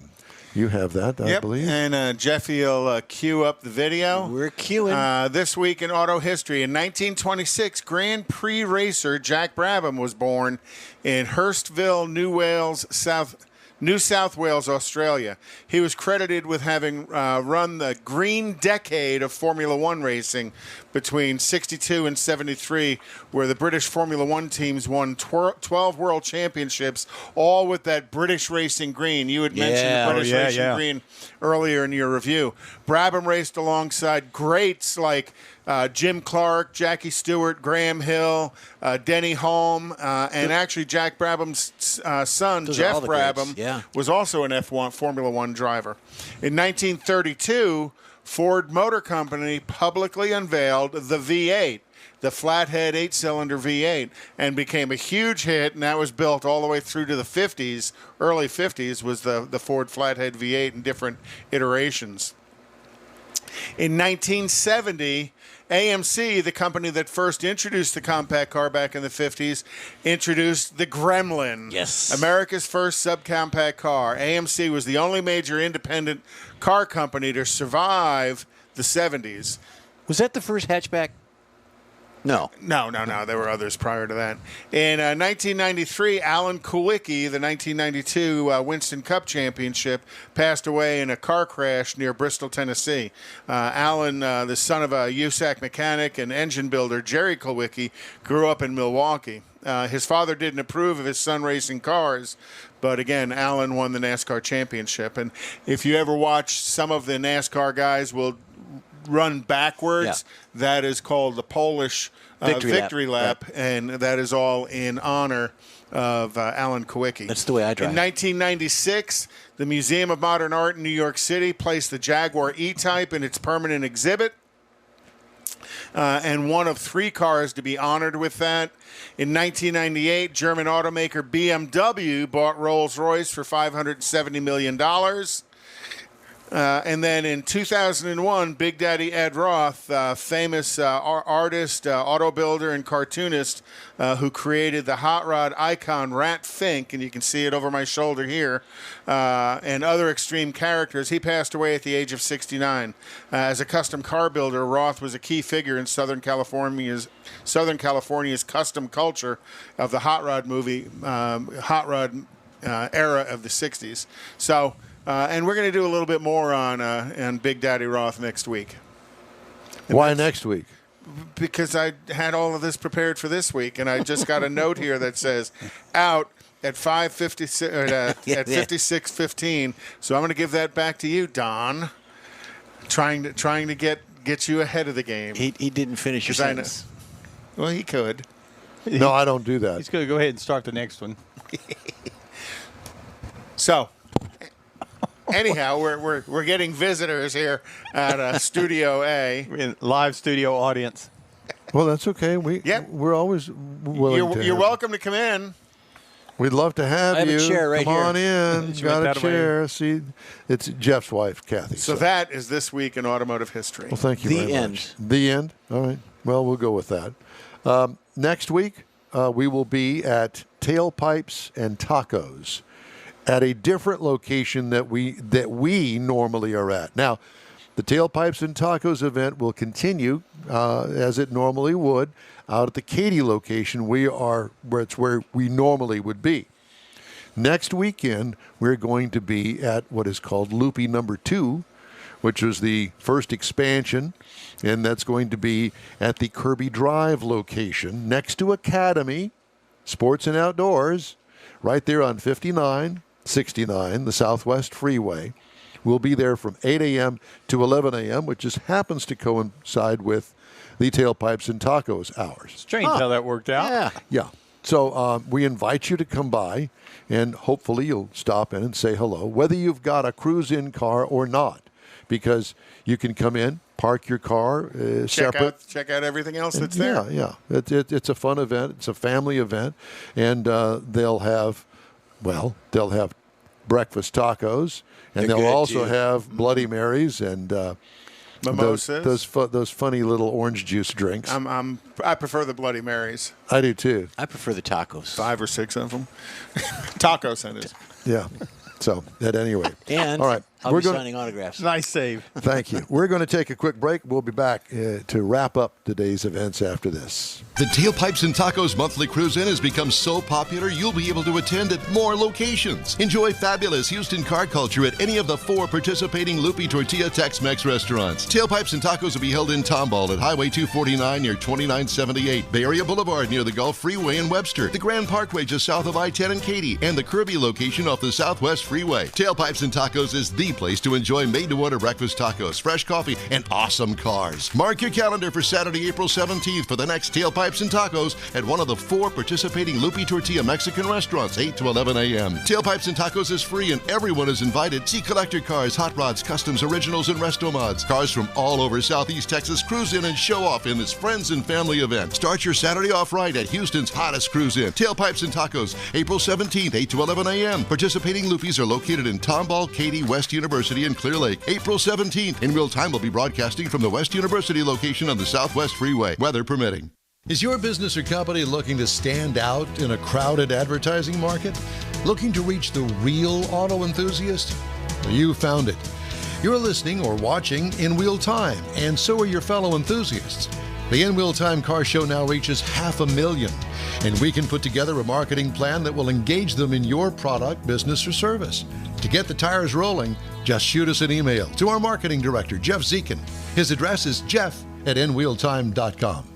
If you're in charge of your company's small, medium, or large business anywhere in the U.S., let the On Hold Company help you retain customers and promote your business on your telephone system. Promote special sales or company info when placed on hold. The On Hold Company provides custom on-hold messages with professional male or female voices, licensed background music with no long-term contract, no monthly recurring bill, and updates your messages as needed. Call the On Hold Company at 713-223-HOLD or go to onhold.net. Well, that's it for this episode of the In Wheel Time Car Show. When you're on Facebook, please give us a like, tell your friends about us, and share our junk if you will. You'll get Conrad's unicorn hunting features, along with all things automotive all week long.